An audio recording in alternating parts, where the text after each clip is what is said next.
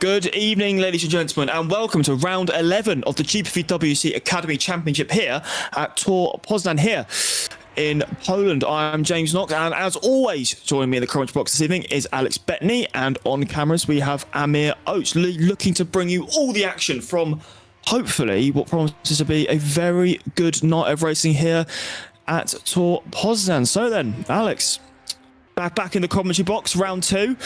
How are you feeling about tonight? Feeling quite excited. I'm not sure about you, James, but I've never personally heard of this circuit, so I'm excited to see what it's going to be able to throw up. I just also want to kind of learn how the Academy cars are going to handle around here. I'm not sure if it's on the calendar anywhere else. Absolutely. So this isn't on the career ladder calendar anywhere else. It's just here in Academy. So there will be a vast majority of setup work going into this from the Academy drivers. As there we go, we start to see the lovely calendar there. As we've got the Polish Grand Prix now and the German Grand Prix on the 10th of August. There are a few laps, I believe, being put in now as the quali session has started. We do apologise. We did start a little bit late tonight, but yep, the quali session has begun, and it's Nova McKenna topping the times at this very moment. We're watching McKenna once again go purple in sector 1. I believe this is, a little screw. I believe this is turn number 5. Heading towards turn number 6, otherwise known as small pan. Bit of lock up, not sure if I've just seen that, but heading round towards turn number 7. Now, personally, James, I'd like to see a massive snap there. Now, James, I kind of would like to see a full lap, just so we can kind of learn the track as commentators, understand all of the corners. Absolutely. Yeah, I mean, fantastic track and country, obviously, and very high speed, very technical, it seems.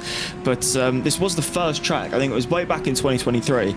I tried doing a few laps in the GPV Academy car in 2023. I was terrible when I compared myself to the lap times, so I gave up. So I have a vague knowledge of this track, but obviously I don't remember it as well as I used to. As Nova McKenna still topping the timesheets, as Eric Brenner now goes into second place. Now, Eric Brenner obviously was driving an FS2 for Hunter Birch Simulation, so unfortunately he was let go and replaced by Manamani Kandan, looking to, I think, prove himself again in the Academy Series, which you do love to see, really. He's desperately trying to prove that he still has what it takes to be an FS2 driver, as Fisher goes up into third. So here we are. This is the one corner that I'm most interested in, the complex of 11, 12, 13. We've seen McKenna. He was very, very rapid through that, but we could also see just as Duval tops the timing sheets. Duval, sorry, I've cut myself off there. Duval's gone purple in sector 2 and sector 3. Can Duval and McKenna be the top 3 that we are looking for today? Top 2, sorry. Yep, the Val going very quickly there, 6 tenths ahead of Eric Brenner, who does improve, so they got up into P2 there. So the Val on a very good run of form here in Academy. You love to see it. So now we have T-Ski here, just as here, T-Ski in 5th place, finishing up a lap, green in the first sector and the second sector, coming down into the last corner, turn 14, a very high-speed corner there as Tedesco goes up into P2, as comes across the line here. P6 goes up to P5 there. Nice improvement, 7 tenths behind. As I was saying beforehand, as we see Cratchierville doing an amazing drift out of turn 13, I feel like the complex of 11, 12, 13 is going to be one to look out for. Very technical. The most technical part of the little circuit we've got here. But I also think that the main straight and all of the back straight is going to be the best opportunity for overtaking. A lot of long straight. You're going to be able to get a lot of toe, especially with DRS, I believe, is on the main straight. It's going to be one to look out for. Absolutely, and turn 1 as well is a very long right-hand medium-speed corner, so it's going to be very interesting to see, obviously, everyone fly down into turn 1 and hopefully stay clear of trouble. But I'm just seeing on my timing screen right now that Tedesco is purple in sector 1. Yeah, there we go, but I'm not sure if that's a continuation of that, but it looks like a very slow lap rather than a hot lap there from Tedesco. So I believe he's backed out of that one as Tedesco, but the pace is there for the home hero as Sven Amara now improving his time there, going green in sector 1 and looking to improve as we go right on board with the Frenchman here, heading down and just missing the apex. Back in, kicking out. It's a very twisty section here, heading now down into turn 8. As running it quite wide there, but still going green is Amara. As he now heads down into turn 10. I try not to run it too wide. Now heading down into 11, 12 and 13. Very complex section of corners as Reitberg goes up into 7th. Amara carrying as much speed as possible now, heading down under the nice little bridge we have there, heading down into turn 14. Very high speed corner. You want to make sure this is picture perfect, running it a bit wide down the apex, but that should be fine as Amara now crosses the line. What's it going to be? It's going to be an improvement, but I don't think it's going to be an improvement of position there, Alex. I feel like we haven't seen the most that Safin can improve. He said that last time out in Zandvoort, he wasn't the most comfortable. He said he made a lot of mistakes, but I feel like he can claw it back. But obviously this track, not on the career ladder like you said, everyone's going to be new to this unless you're repeating season, as we see not sure how to pronounce that name, going purple in sector 1, heading through into turn number 6. Bit squirrely on the rear end as we see it, heading through into turn number 7. This is another part I feel like we should look out for.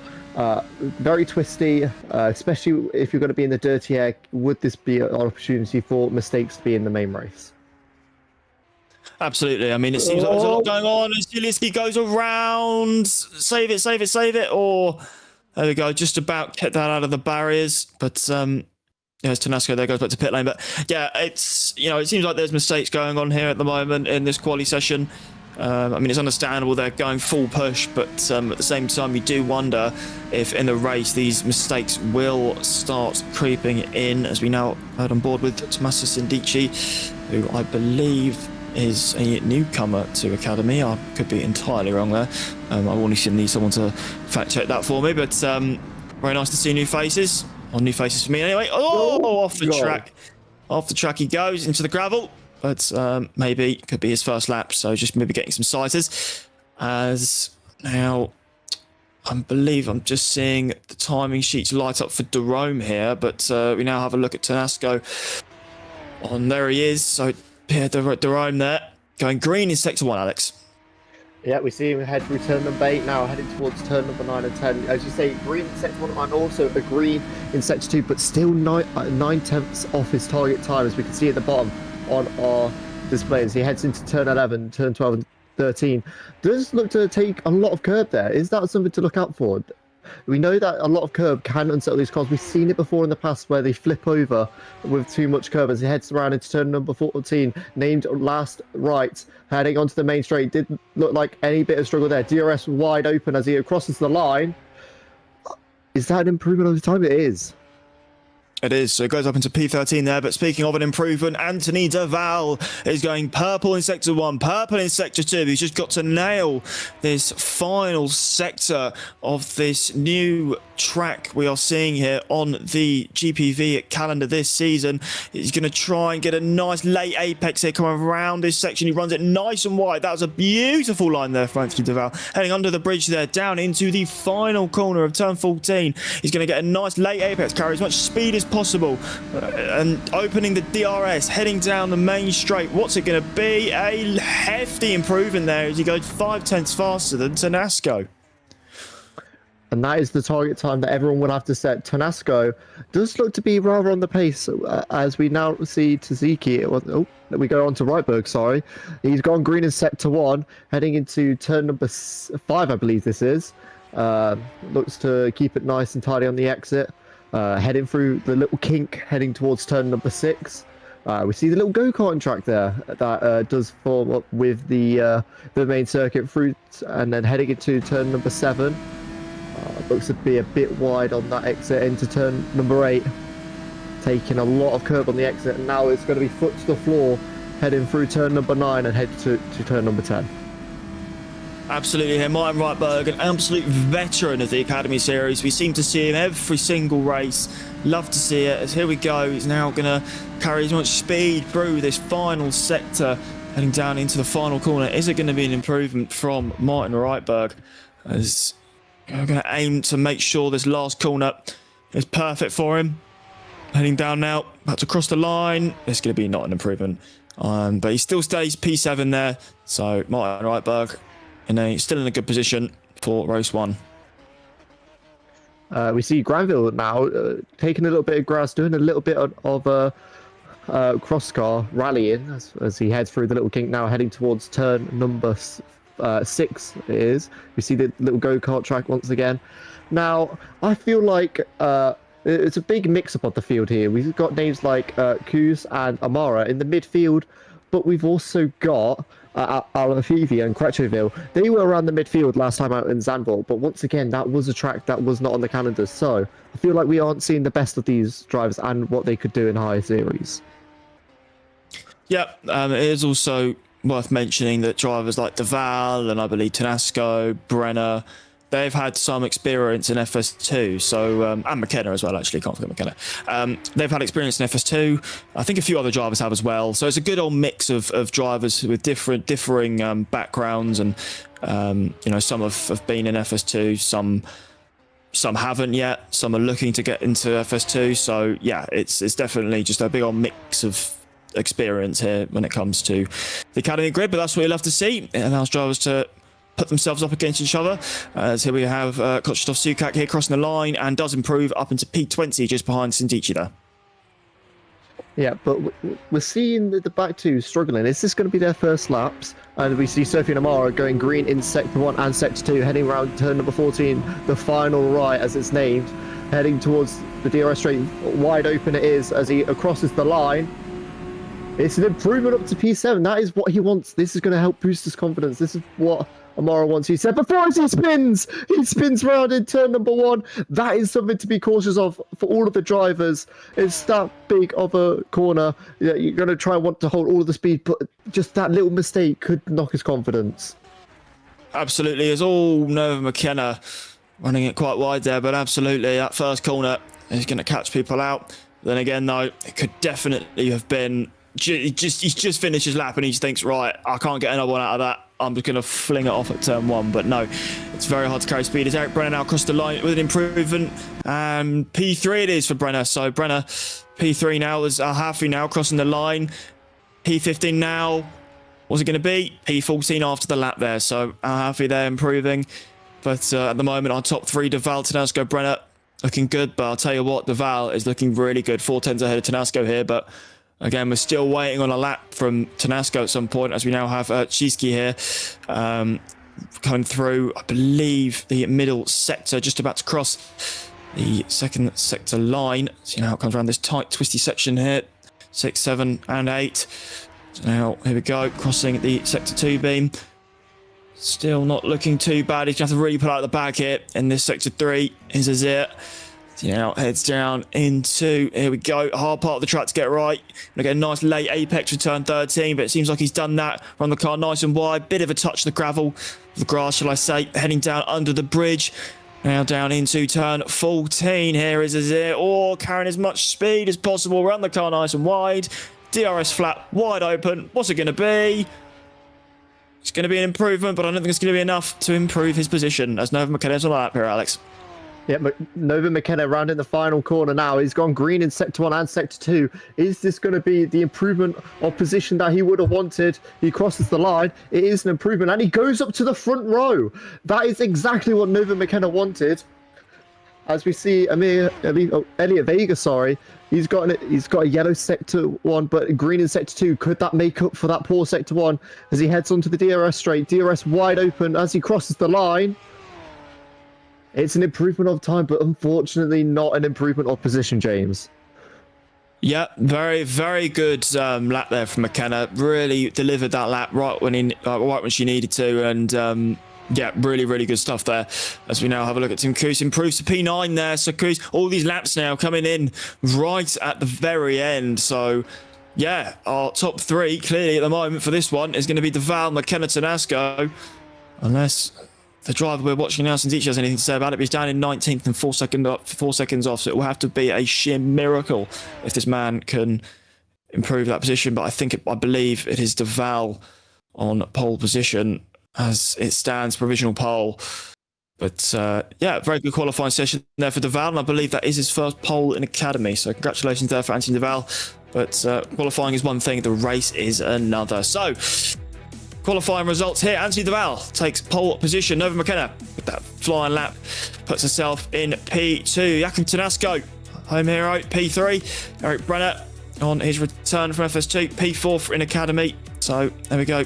Eric Brenner looking to impress to get a seat back maybe in FS2. Samuel Fisher in P5 with Cheesky in P6. Sophia Navarra P7. Martin Reitberg in P8. Tim Koos P9 with David Granville in P10. In P11, Amir Al-Hafi there, and in 12th, Timo Kulen. 13th, Krzysztof Sielewski, and then in 14th, Andrzej Djokovic. 15th, Pierre Derome, and 16th, Elliot Vega. 17th, Lorenzo Edrovic-Funcic, and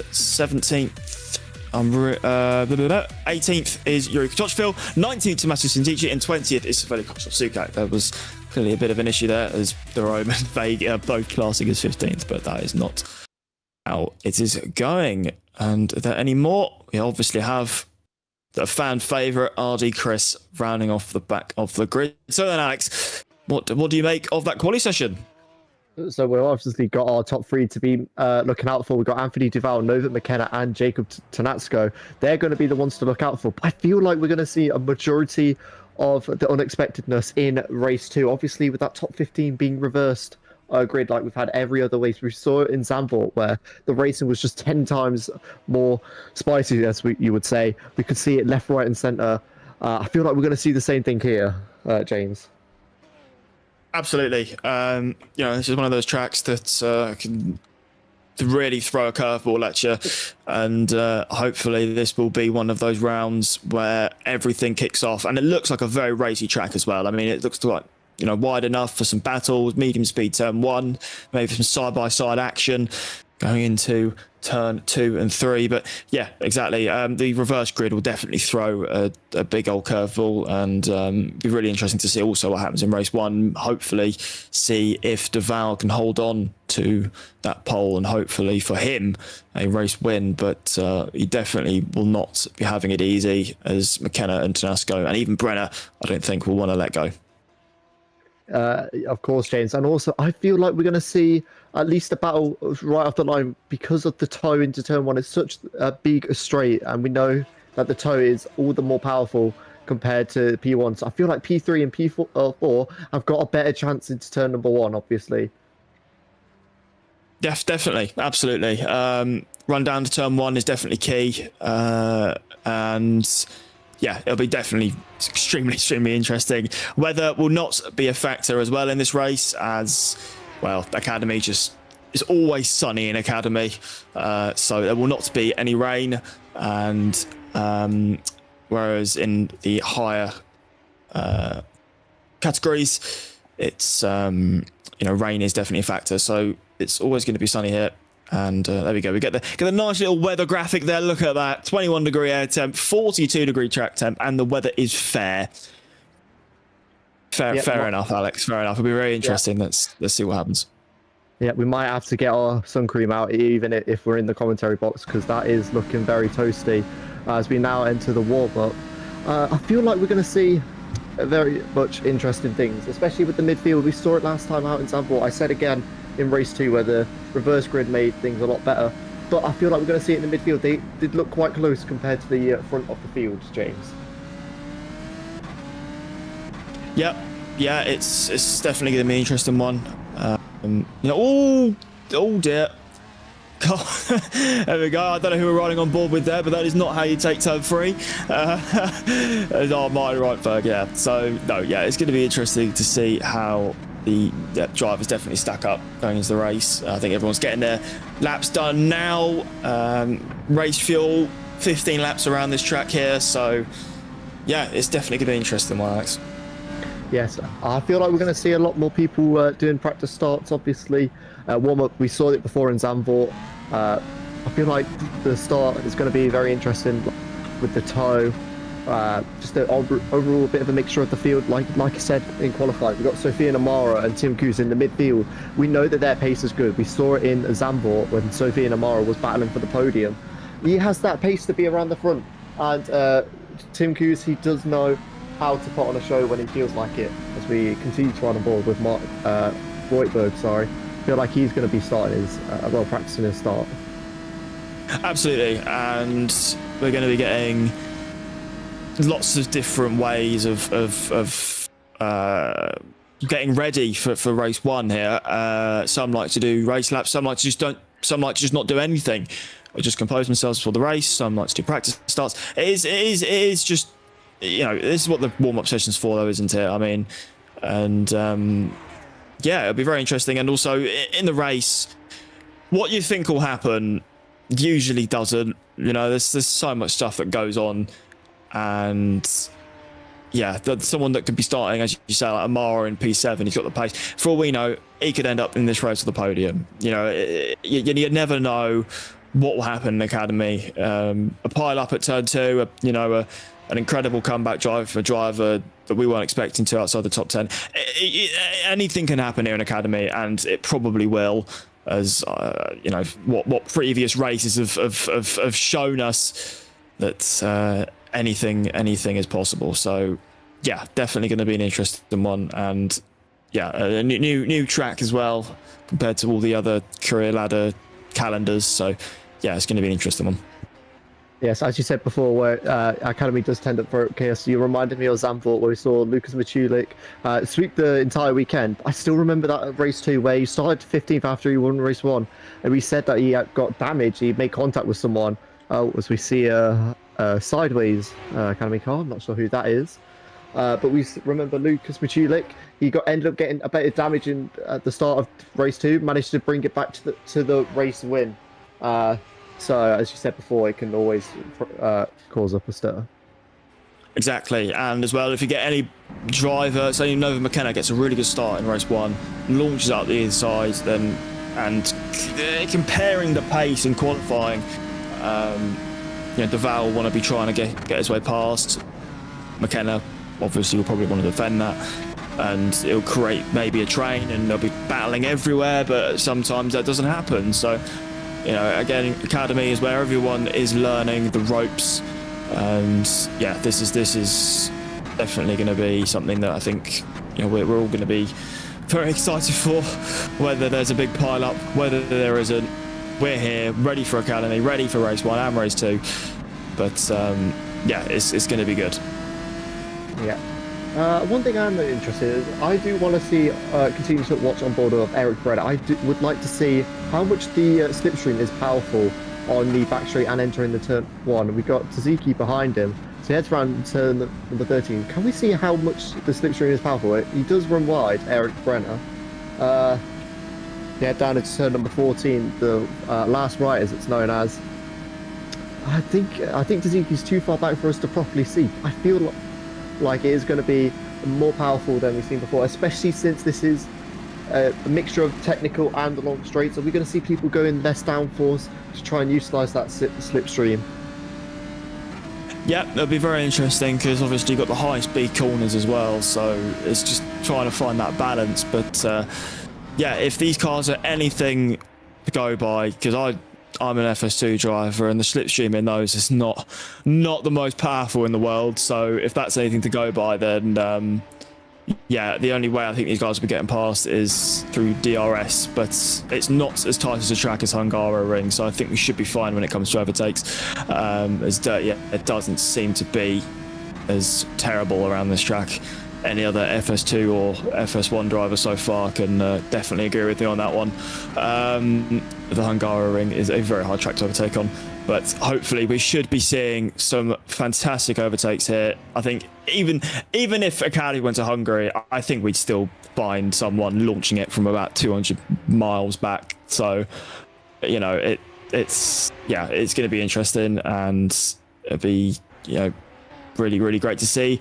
If it was, here we go. This is what you were after, Alex. See how the DRS, how powerful it is. We're not seeing much of a game. We are seeing some of a game, but the car ahead also does have DRS, especially in this warm-up. But we did see a bit of a game as Eric Brenner tries to go to the inside. I'm not sure who that is. I think that's Martin Reutberg. Heading down towards turn number 3 onto the break-in. The orange car on the inside, but going for a switchback is Eric Brenner. I hope to see this racing during race 1 and race 2, James. Absolutely. Yeah, you can't beat that, and hopefully that's what we see in race 1, not a car flying 300 miles into the air as well. There you go. There you go. There we go. So off goes. Oh, it's Jerome there. So Jerome goes off the track, but yeah, I hope to see some of that racing maybe in race 1, and nothing too insane in terms of pile-ups. So hopefully I haven't jinxed it, but it certainly seems like we're in for a very interesting race here. There's a battle for first. Look at that graphic. There's a battle for first in warm-up. Have you ever seen a warm-up as interesting as this? Probably not. But yeah, here we go. 45 seconds left in warm-up. And if you would like to join Academy, we do have the Discord link in the description down below. So if you are interested in joining these 19 drivers on the grid today, then do feel free to join. As look at that, you can even get yourself involved in some drifting action there as Cheeky Seaski stops to go back to the pit lane as we now prepare ourselves, Alex, for race 1 here in Poland. One thing I wouldn't like to see is anyone drifting into turn number 1 and taking out the entire field. We do not want to see a Valtteri Bottas 2021 recreation. But I'm excited, James. We've obviously seen some good racing in the warm-up, and people are now getting used to that heavy fuel, which is going to be what they're feeling at the start of the race. I haven't seen many people practicing their start. Hopefully that's not going to cause any issues, as we see... I'm not sure who this is. Oh, we see a yellow car in the field. But I'm excited, James, like I said. Turn 1's going to be extra interesting, considering that this is not a career track. Definitely, and I think as well with these cars, practice starts, you can do them, you don't have to, but usually a good old neutral shift into first usually gets the job done, or if you have a double clutch, just shifting it into first and just launching off there should be helpful. But if you know, in these cars, usually just going from neutral to first should do the trick, as I believe everyone now is back into the pit lane, as there is a car. I've never ever seen a car in that position before in my life. How it's got there, I don't know. Deval, you get pole, my friend, and he's chosen to impress me yet again by managing to go. I don't even know where he is. Where is he? Is that the wall of turn 8 in front of him there? I'm not sure how he's managed to get there. Deval impressing all of us. Yeah, I mean, it's on the mountain of turn 8. I don't even know where that is, and I'd be very scared if someone decides to go full pelt going into that corner and launches it. But don't get any ideas, anyone, if you're listening. Please don't get any ideas. As we now have Sindici there. We've seen too many cars flying on the curb before. We don't need anyone flying off a mountain now. Absolutely. That's just, we definitely do not want that. Absolutely not. But I believe we're now just waiting for the session to switch over to the race session. And I think we will cut to a nice little... do you want to cut to it now, Amir? Yeah, okay. So we are now going to cut to the nice little intro to Academy in a bit, boys.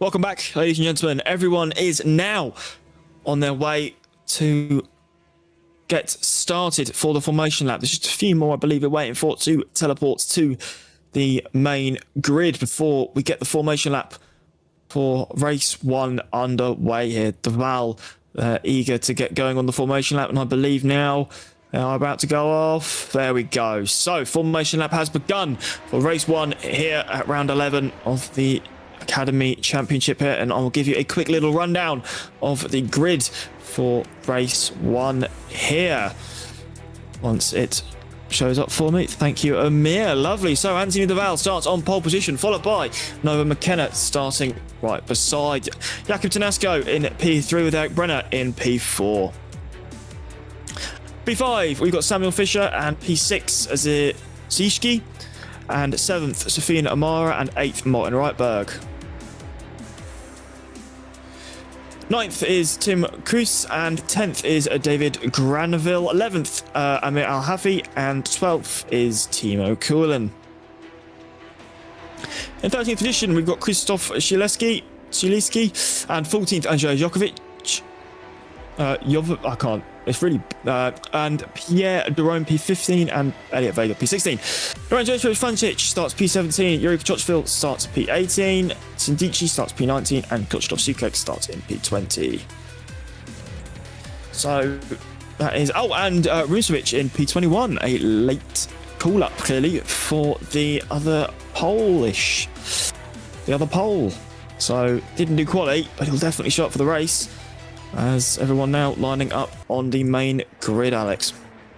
Yeah, so we cannot forget about RD Chris, everyone's fan favourite in the pit lane. But as we see everyone lining up, I'm excited to see the start. I don't know about you, James, but we saw the racing in the warm-up, and it's giving me sorts of hope. As, who's this in the pit lane? Was that Julian in the pit lane there? Yes, I believe he'll be starting for the pit lane for this one, so... Okay, as we see a massive form up in the final corner as everyone sets into their grid. Last little bit of tire even here in for the purple car.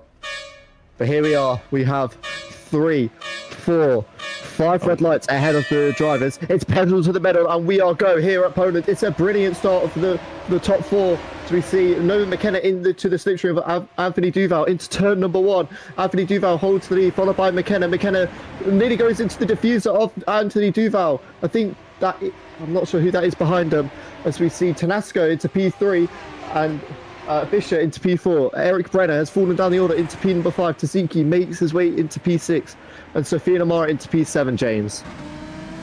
Absolutely. Deval leading the race. McKenna P2, Tanasco P3, Eric Brenner dropping a few positions, but that is completely fine. I assume Granville there going up into 7th, battling with Amara. So, and Francic as well in P11. So clearly something must have gone on in the mid pack there, as Vegas dropped a few positions as well. So side by side go Granville and Reitberg here, as Reitberg squeezes his way through, but I don't think Granville's going to want to let him go here. Side by side they go around these tight twisted corners, 6, 7 and 8 here. crossing the Sector 2 line. Granville right on board with the Brits, trying to chase down the Dutchman of Reitberg. But yeah, Duval leads the race ahead of Nova McKenna. Tanasco P3. Brenner, oh, it's a spinner. Funchich has gone round from P11. He had a fantastic start, but it's all to naught now as Funchich now drops down into P17. But Duval now trying to defend as well as he can from Nova McKenna. McKenna is not wanting to let this P1 go as they head down into turn 1. Duval on the defensive, tucks back in, but nothing comes of that. Oh, we see Nova McKenna losing his rear end there. He's managed to save it, but once again, we have seen Lorenzo struggling on the race start. We saw it in Zandvoort. I think he spun out in both race 1 and race 2, lap number 1. As we see, Derome is out. We weren't paying attention, but Derome is out of this race, and Tim Coos is into the pit lane. Did the two collide, and we didn't see it? Yeah, we're not entirely too sure what's going on there, but Derome is out of the race. I'm sure we might be able to replay of what happened later on, but McKenna now seems to be on the back foot as Tanasco is looking to maybe snatch P2, but never mind. That's a fantastic exit from McKenna as Tanasco dropping a few positions. Brenner now dropping down into P6 as Fisher makes his way past the... Oh, Brenner dropping a few positions here. So what's going on with Brenner? Maybe a mistake from the Norwegian. He's now dropped down into P9 there, dropping quite a few positions, but Amir now up into P6 there for the Frenchman. But yeah, so I don't know what's happened to Brenner there. What looked like a very good qualifying, unfortunately, on lap 2. Seems like he's struggling a little bit. You know, right on board with the back of Nova McKenna. Tanasco is going to try and hold on to the Irish. Heading down the final corner as the rear flap opens for McKenna. Tanasco seems like he's got a very good run. Is he going to try to send into turn 1? No, he thinks better of it. But I don't think it's over here as... Oh, McKenna running just a little bit wide, but the exit isn't great enough for Tanasco to make an impact there. Tanasco setting the fast lap while you were speaking there, James. McKenna is not looking as comfortable as he would have wanted. He's able to keep up with Duval to keep in that 7/10 gap for the DRS, but now Duval is trying to use the clean air to his advantage. Tanasco looking a lot more comfortable. We saw him catching up a lot. Is he going to try and make a move down into turn 6?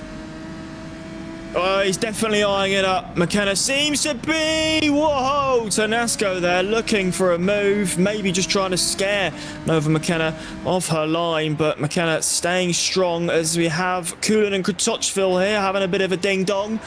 Not Kulin, sorry. Al-Hafi and Kratochvil there having a bit of a ding-dong as Kratochvil now in P11. Much better from his Zandvoort woes. But yeah, love to see it there for Kratochvil running P11.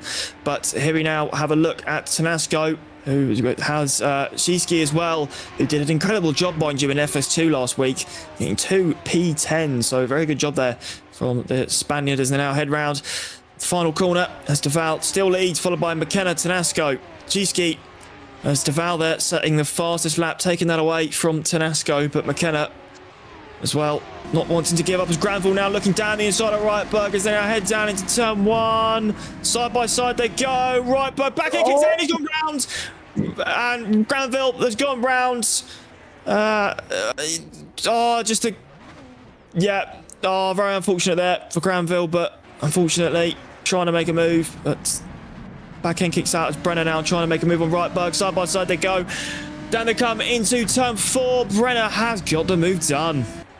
Eric Brenner is capitalising on the mistake there from David Granville. He just looked to have lost the rear end, and as it snapped, he caught it, but it went round, and he nearly hit all the spectators on the crowd. As we now see Granville trying to make up a position against Julian. So they head wheel to wheel down into turn number 6. Is Granville going to be able to hold it round the outside? There we go, just going to go side by side, Granville and Rimsevich, but Granville still holds on, so there we go. So Duval still holds on to that lead. He's now coming up for about a second gap between Duval and McKenna, as McKenna, she'll want to try and defend from Tanasco. Now we're going to have a look at a lovely replay, I believe, of what happened to going into turn 1 here, so... Bit of a squeeze, is it? Yeah, a bit of contact there.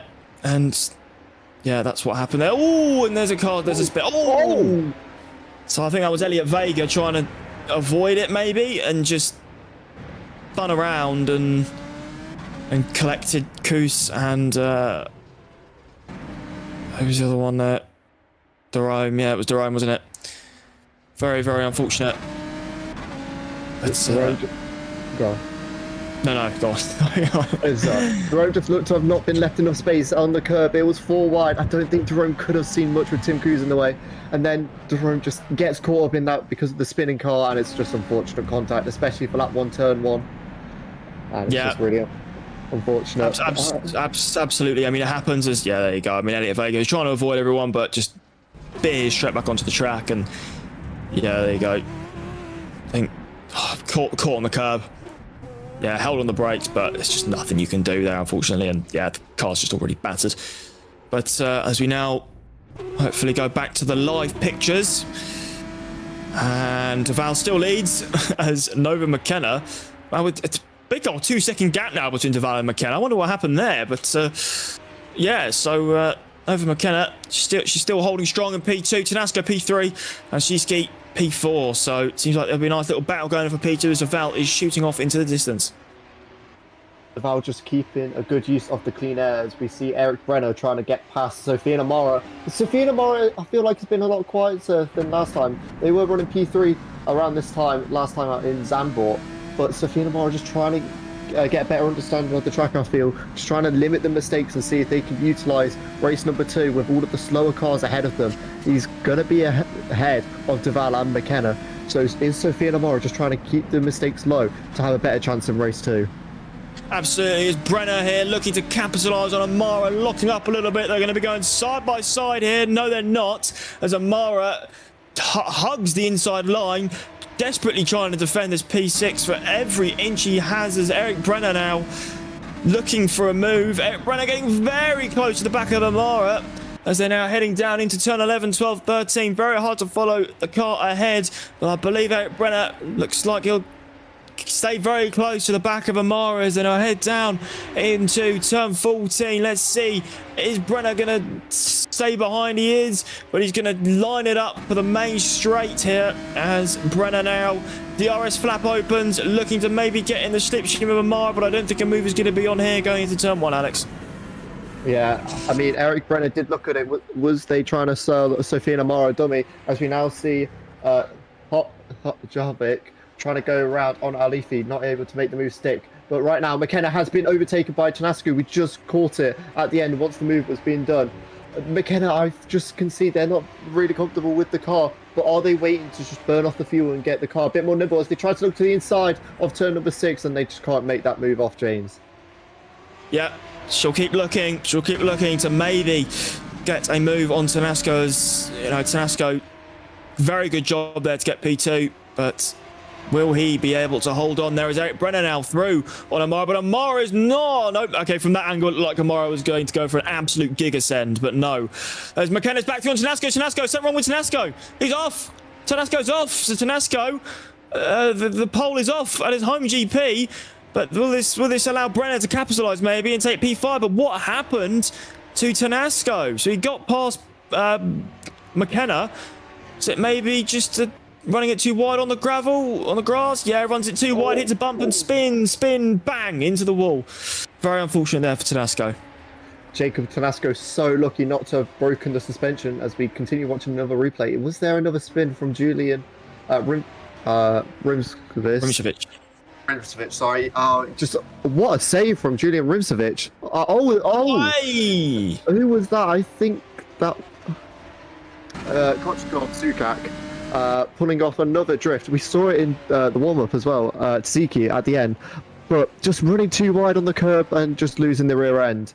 But Tonsanak was very lucky to not have gotten suspension damage from that. Yep, very well avoided from the cars there. As we now, I believe, is this back to live pictures or is this still replay? Still replay. Oh, so what happened to Eric earlier. So Eric Brenner, that's why he dropped to quite a few positions. But he's now making them back up as swiftly as he lost them, as nearly rejoining into the path of another car there, but all good there. So it's Deval, McKenna, Shiski and Fisher, as Fisher now on the back of this train for P2. So Samuel Fisher is now looking for maybe a move. Shiski there running very wide, but well, I say very wide, only tap the grass, but a lot wider than you usually take that corner. But as they now head down into turn 1, Nova McKenna still holds on to P2 here. Sam Fisher just waiting this time, trying to catch up to them, letting Taziki and McKenna make the mistakes so that he can pounce on whenever he feels like it. But Duval is holding a 5.8 second lead. Did McKenna make a little mistake when we weren't looking? I know gap's been slowly building, but I feel like it may have just been when Tanatsko lost the rear end and just held them up a bit, but it's allowing Anthony Duval to run away with it. These guys don't want to be fighting too much. They want to try and catch up to Duval. Oh, a bit absolutely. of contact there. That was very close there, but yeah, Nova is very much on the ropes here. McKenna just really struggling with the car. You just see it, just the back end just twitching so much around these corners. Zizki now is definitely looking to maybe make a move and capitalise. Whoa, look at that from McKenna. Very, very slidey in the rear. Oh, look at that. There we go. Slidey. Is Zizki now hoping to capitalise, but McKenna doing a very good job to hold his P2. But as you say, all this is allowing Duval to just pull away, as Duval now coming up for lap 10 out of 15. It's looking good for Duval here. Very good. McKenna is able to hold on the straights, so are they just running a low downforce setup on the rear end to try and capitalise on the straights? We know how much of a high-speed track this is, but with the technical, that's where I've seen most of McKenna's struggling. We can see the rear end constantly through 6, 7 and 8, but also 11, 12 and 13, James. Yep, absolutely. The car is not comfortable, but it's weird because this lap, it seems like it's doing her a lot better in terms of stability, but I don't think Zizki will want to let her run away with his P2. Zizki will definitely want to take that P2 away, but I don't think he can forget about Fisher, who has definitely kept these guys very honest up ahead. So, as Tim Coos, I believe, has DNF'd, so I'm not sure if that was something earlier or if I've missed that. Probably missed it, but yeah, so very interesting here is Tanasco as well. P5, hoping to hold on to that one. I think Tim Hughes has just pulled it into the pit lane to try and do damage limitation. He's going to try and keep his confidence high for race 2. We saw him in turn 1, lap 1, where he was involved in that crash. I think the damage might have been just a bit too much, James. Yeah, that lap 1 incident. Yeah, I mean, it happens, you know. I mean, sometimes you just want to reset yourself for race 2 and go from there. But that's like a very good exit from Zizki here. Is there going to be a move on for turn 1? Zizki now, is he going to look, maybe make a send? No, he's not. He's going to stick behind, but it's very close, but it's very hard to follow. The car behind is Al-Hafi is now dropping a few positions. I wonder what's going on there. But Zizki now, P3, holding on. But yeah, so it's very hard to follow through that turn 1 and make a send, as it's a very high-speed corner. And if you're trying to make a send through there, you'd want to be at least side by side with the car going into turn 1, but yeah, McKenna holds on for another lap. Zuki's definitely is putting the pressure on. When we were on board with McKenna, they nearly went off into the grass, as we see Reutberg and Cratcherville battling for P9 and P10 with Tim Coolan behind Sophia and Amara. Sophia and Amara, it looks to just be struggling a bit, as we see Tim Coolan gaining on the back into turn number 6. Can he make any bit of a gain through 7 and 8? One of the most technical parts of this circuit, James. Is he able to try and utilise the exit? Sophia Namara looks to have made a little bit of a mistake. Tim Coolan's going to have a good look into number 9. Sophia just defends nicely, heading into turn number 10. Sophia manages to keep the position.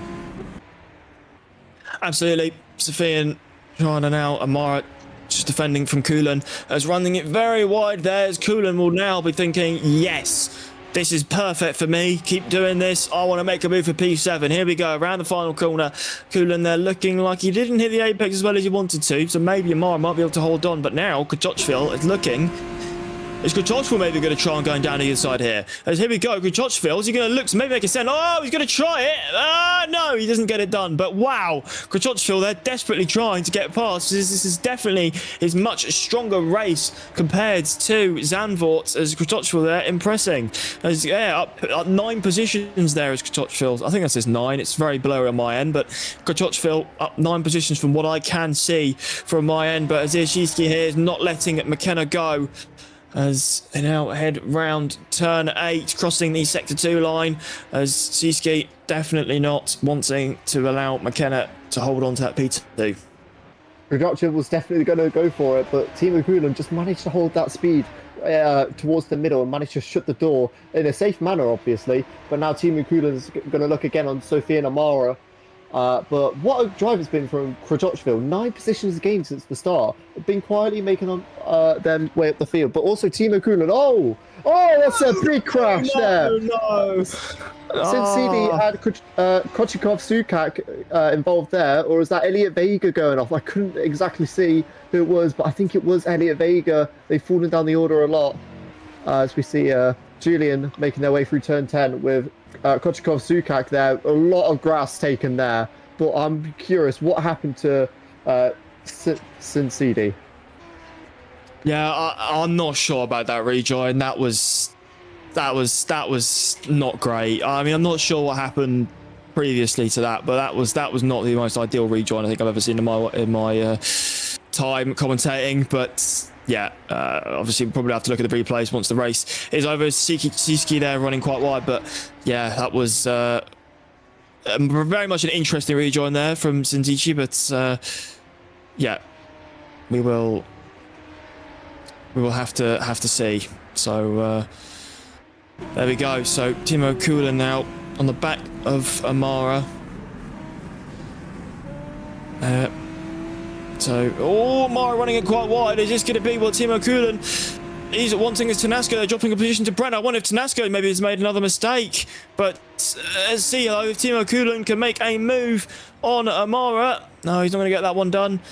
But there we go. So now the Val, I believe, is heading to start, or is now, sorry, starting the penultimate lap. But Siski now is definitely going to want to make a move on McKenna, Alex. Yeah, McKenna looking more comfortable now as the race on. The confidence is slowly building. They've had all of the pressure from Tsiki, as we now see Timo Kulan still on the back of Sofia and Amara. As I was saying before, it's been a brilliant drive from Timo Kulan and Krajocville. They've made up 4 and 9 positions respectively.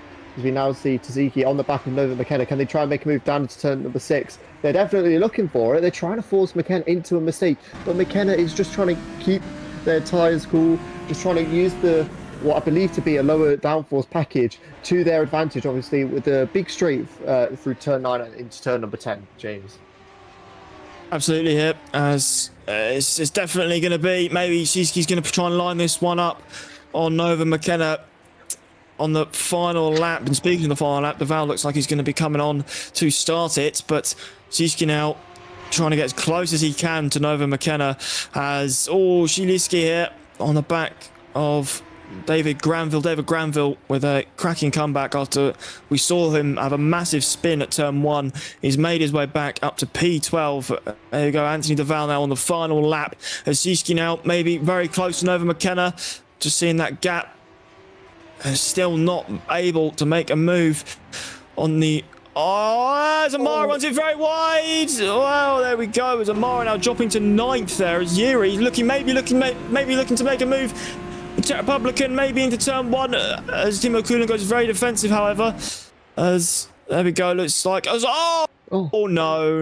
What's happened there? Oh my goodness, that was a mighty launch there from the grey car. But anyway, as Amara now maybe looking to make a move back down the inside. We're cutting everywhere. What's going on? As Amara down the inside of Yuri. Pushing him wide. But there we go. So Amara is back through into P8. And I believe as well there's a battle going on with Shiski and McKenna. As Shiski's probably backed off quite a bit there as well. Maybe looking to make a move. But anyway, there's so much going on in the final lap. Why are we doing this now, guys? I get it's the final lap, but oh my goodness, there we go. We don't want to miss the Val crossing the line. As here we go, here is the Val, and he wins race 1 here at Tour Poznan. As Shiski now as well on the back of McKenna. McKenna crossed the line P2. She takes P2. Shiski takes P3. Fisher P4. As this battle still rages on here.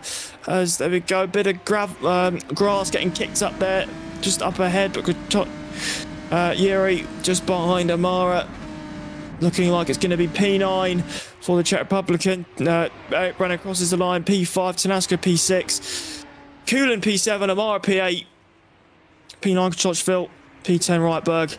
And the rest will follow.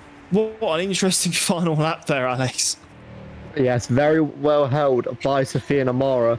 As I think this is going to be what we saw briefly before we cut back to Sophia Namara. We did see 2 purple cars off at turn number 11. So this is Lorenzo Electrovic. Oh, he just loses the rear end. And how does he pick? How does it? Oh, he just gets hit up the back by, I think that's Kocheville Sukak, who just hits into the back. And we see Lorenzo missing a rear suspension there. As I want to see that from. Yeah, there we go. I want to see it from Kocheville Sukak's perspective, because this, he sees a car spinning, and then yeah, I mean, it's hard to judge there. I mean, Lorenzo maybe could have rejoined off the racing line, but maybe, you know, Kocheville Sukak, he sees a car spinning up ahead and maybe just tries very hardest to see where it's going. But again, I think it's just 2 cars coming together there. But very unfortunate, as I did see that Lorenzo was running P15, which would have been P1 for race 2. But yeah, that's quite a tough one, really. I think both parties could definitely have done more to avoid that one, but it's what it is, I guess. It's his Sintici now, so this was what happened to him. Was this the rejoin we saw? They're just going wide into turn number 6, doing a bit of rallying, going round, and then that's not what you want there. That is certainly not what you want to see, especially when you're heading round at turn number 6. A pretty blind hairpin. You're trying to look at the apex, and it's not really a lot. You can see the dirt there. You're expecting the car to stay off to one side. You definitely don't want to see him in the middle and starting to pull away, as Kocheville Sukak was not really in the wrong there, but unfortunately got hit by it. Who was that as well? A head that got caught up with it as well. I'm not too sure. Rumsovich, yeah. I just think that that's just not really what you want to see. I mean, you know, you spin, you see cars coming, just hold the brakes, let them go through, and then rejoin. Don't be trying to rejoin like that, because unfortunately that's just cost 2 drivers their race there. And you know, hopefully you'll learn from that. But you know, it happens sometimes. You're just desperate to get back on track, and you know, it says, there we go. We just see the Lorenzo going off there, but yeah, it happens, and you know, it's just hopefully that we don't see that again. But here we go, Jakub Tanasko. This is what happens for him to drop a few positions, I believe, off the track. Same mistake again. Yep, there you go. So unfortunately, that corner seemed to be catching quite a few casualties. Yeah, and Tanasko was lucky again not to hit the suspension. I'm not sure if he had damage from the first time he did it. We obviously saw him bang the wall there, but I'm just surprised at how much the racing turned on in the final lap. We had battles going on everywhere, James. We had McKenna and Taziki in the final lap. We had Sophia Namara and Timo Kulan, and then obviously we got caught off by the 2-car crash. So here we are on board with Sophia Namara, and I think that's Timo Kulan heading around turn number 14. Is this where he holds it just wide? Yeah, it just runs wide, unfortunately. He's amazing that he's managed to hold it and keep it in there. But it's just unfortunate that he lost out to Krachikov, I think that was. Krachkoville. Yeah, it's a shame, but it happens, and there's always race 2 here. So, it'll be very interesting to see what happens there, and we will definitely, as we're going through this, see who was on P15, because I didn't really see who was on reverse grid pole there. But anyway, Anthony Duval is our race winner here at Poland. Nova McKenna in P2, Azir Shiski in P3, rounding off the podium. Samuel Fisher in P4 with Eric Brenner in P5. Jakub Tanasko in P6, Timo Kulan in P7, Sofia Namara at P8, Yuri Kocheville in P9, Martin Reitberg in P10, rounding off the top 10.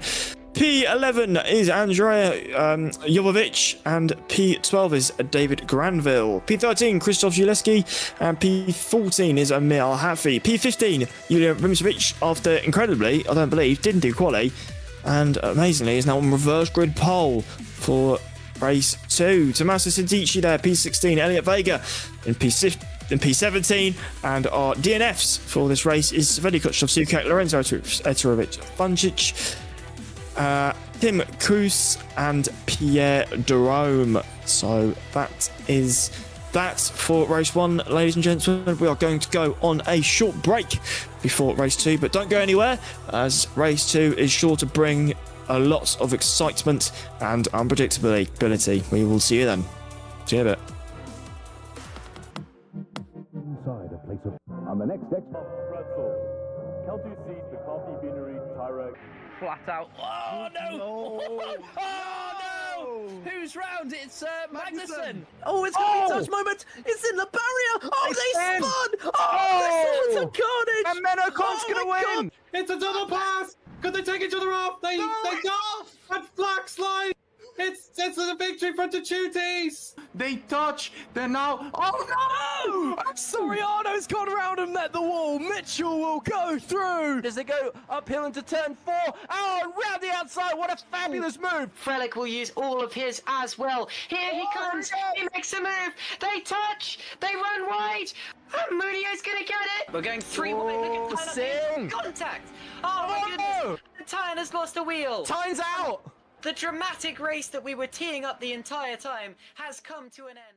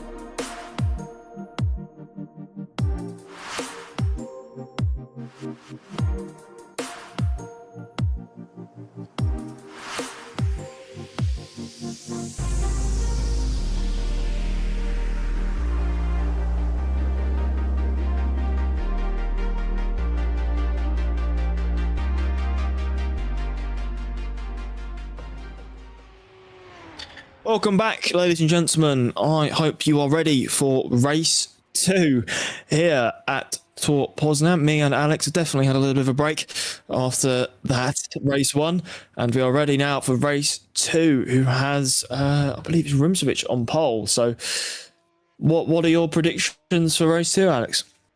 I feel like we're going to see a lot more of that last lap racing very early on with the mixture of slower cars at the front of the field. We got Anthony Duval. He's going to be 15th. Of course, he's won, so he's going to have to make his work up. But we have seen that the dirty air will play a big role in this race. We saw it in race 1. A lot of DRS trains and a lot of mistakes, obviously. So it's going to be a bit difficult for those faster to make their way through the field. Absolutely. Duval will definitely have his work cut out for him going through this pack, as we have seen a few messages from the drivers that this track is quite hard to follow behind because of the dirty air is quite the hamper for some of these drivers. But as we now have the drivers lining up on the grid, we'll cut to our nice little intro sequence yet again.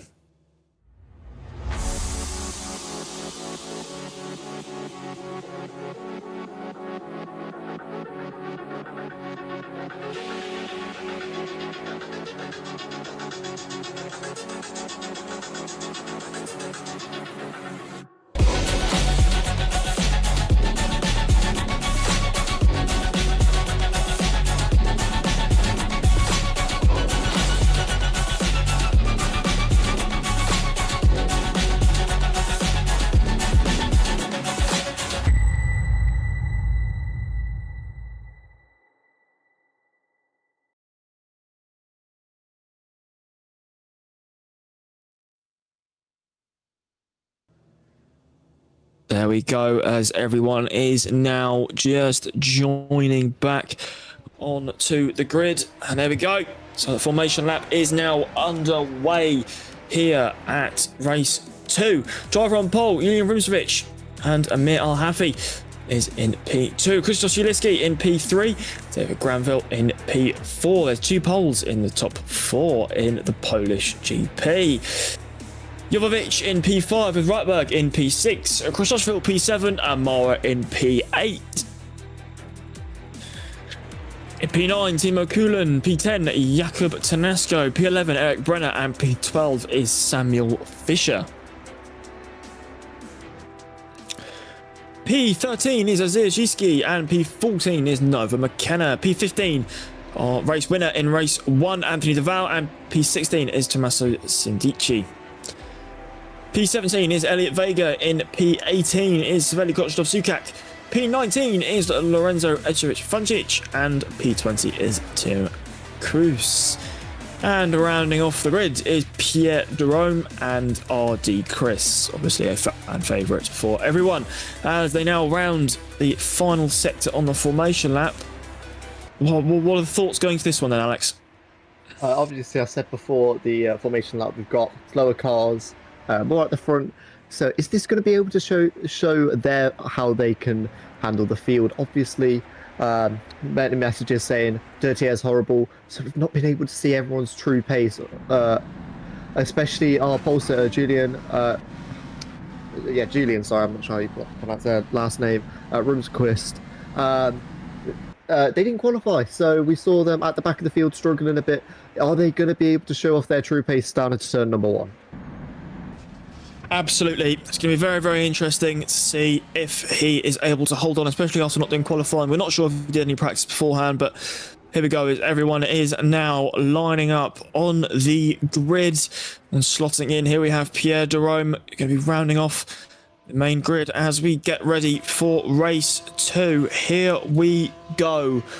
The 2 red cars starting first and second.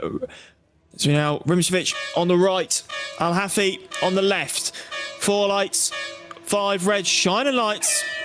And it's go here. There's always looks like a very good start there from just who is that? I've got Zielinski there. It's a very good start from Zielinski. Rimcevic though off the line quite well. Oh, it's mayhem in the background there, but Rimcevic with a good start side by side the two poles. Oh, bam! There we go. Zielinski is into the lead of the race. Zielinski is into the lead of the race. Rimcevic P2. David Granville P3 as they now head down into turn 3. Who is going to come out on top? Granville looking down the inside of Zielinski. He's got so contact. There's got that's a big old pile up. That's a big pile up in turn 3. There's cars everywhere. Please avoid it all, guys. Be careful. Be careful. Cars everywhere as Granville makes a bit of a mistake. I'm not sure who that was. I think that was Granville making a little bit of a mistake. But look at that. Zielinski and Rimcevic P1 and P2 at the Polish Grand Prix. It's a pole 1-2. Granville P3. Reitberg P4. Brenner looking to take P4 away from Reitberg as Brenner has had a fantastic start. There's cars everywhere. Deval trying to go down the inside of Jovovic.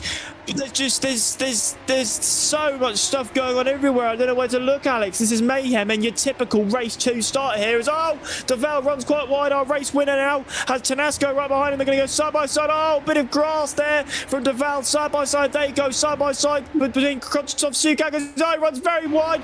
Bit of an oversteer moment there from Konchitov Sukak. He's got Elliot Vega behind him. He makes the move, heading down into the final corner. Is Konchitov Sukak going to try and stick his nose in? No, he isn't. But Elliot Vega holds on. Speaking of, it's cars off. 2 cars have gone straight off. That's Giskier and Cruz, I believe that is, off at the final corner. But there we go. As they now head down into turn 1. But Zielinski leads as there's still stuff going on here, Alex. There's so much stuff going on there. That was absolute chaos. We had the crash on the lights. We had I think that was Daniel Granville, as you said before, causing that massive pile up into turn 3. As we see Tanasco getting past the Rome. But I'm curious, who was those 2 cars going off? Was that Cincinnati and Lorenzo? It looked like a massive accident around the final corner. As we now see Granville and Eric Brenner, is ahead into turn number 6. Was that another car going wide? I think that was some Sofia and Amara going wide. No, Alifi.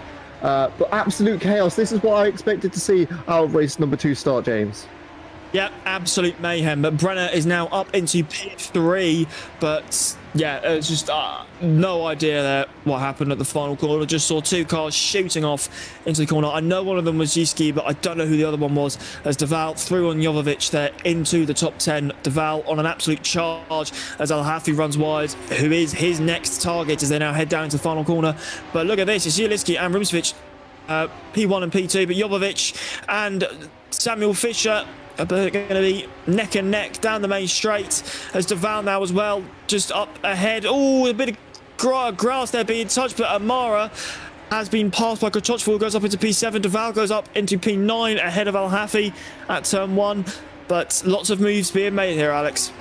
Yes, and one thing I forgot to mention, Deval and Tanasco did get a bit feisty in turn number 11. No space being left between the 2 as they made their way through the little kink of turn number 11.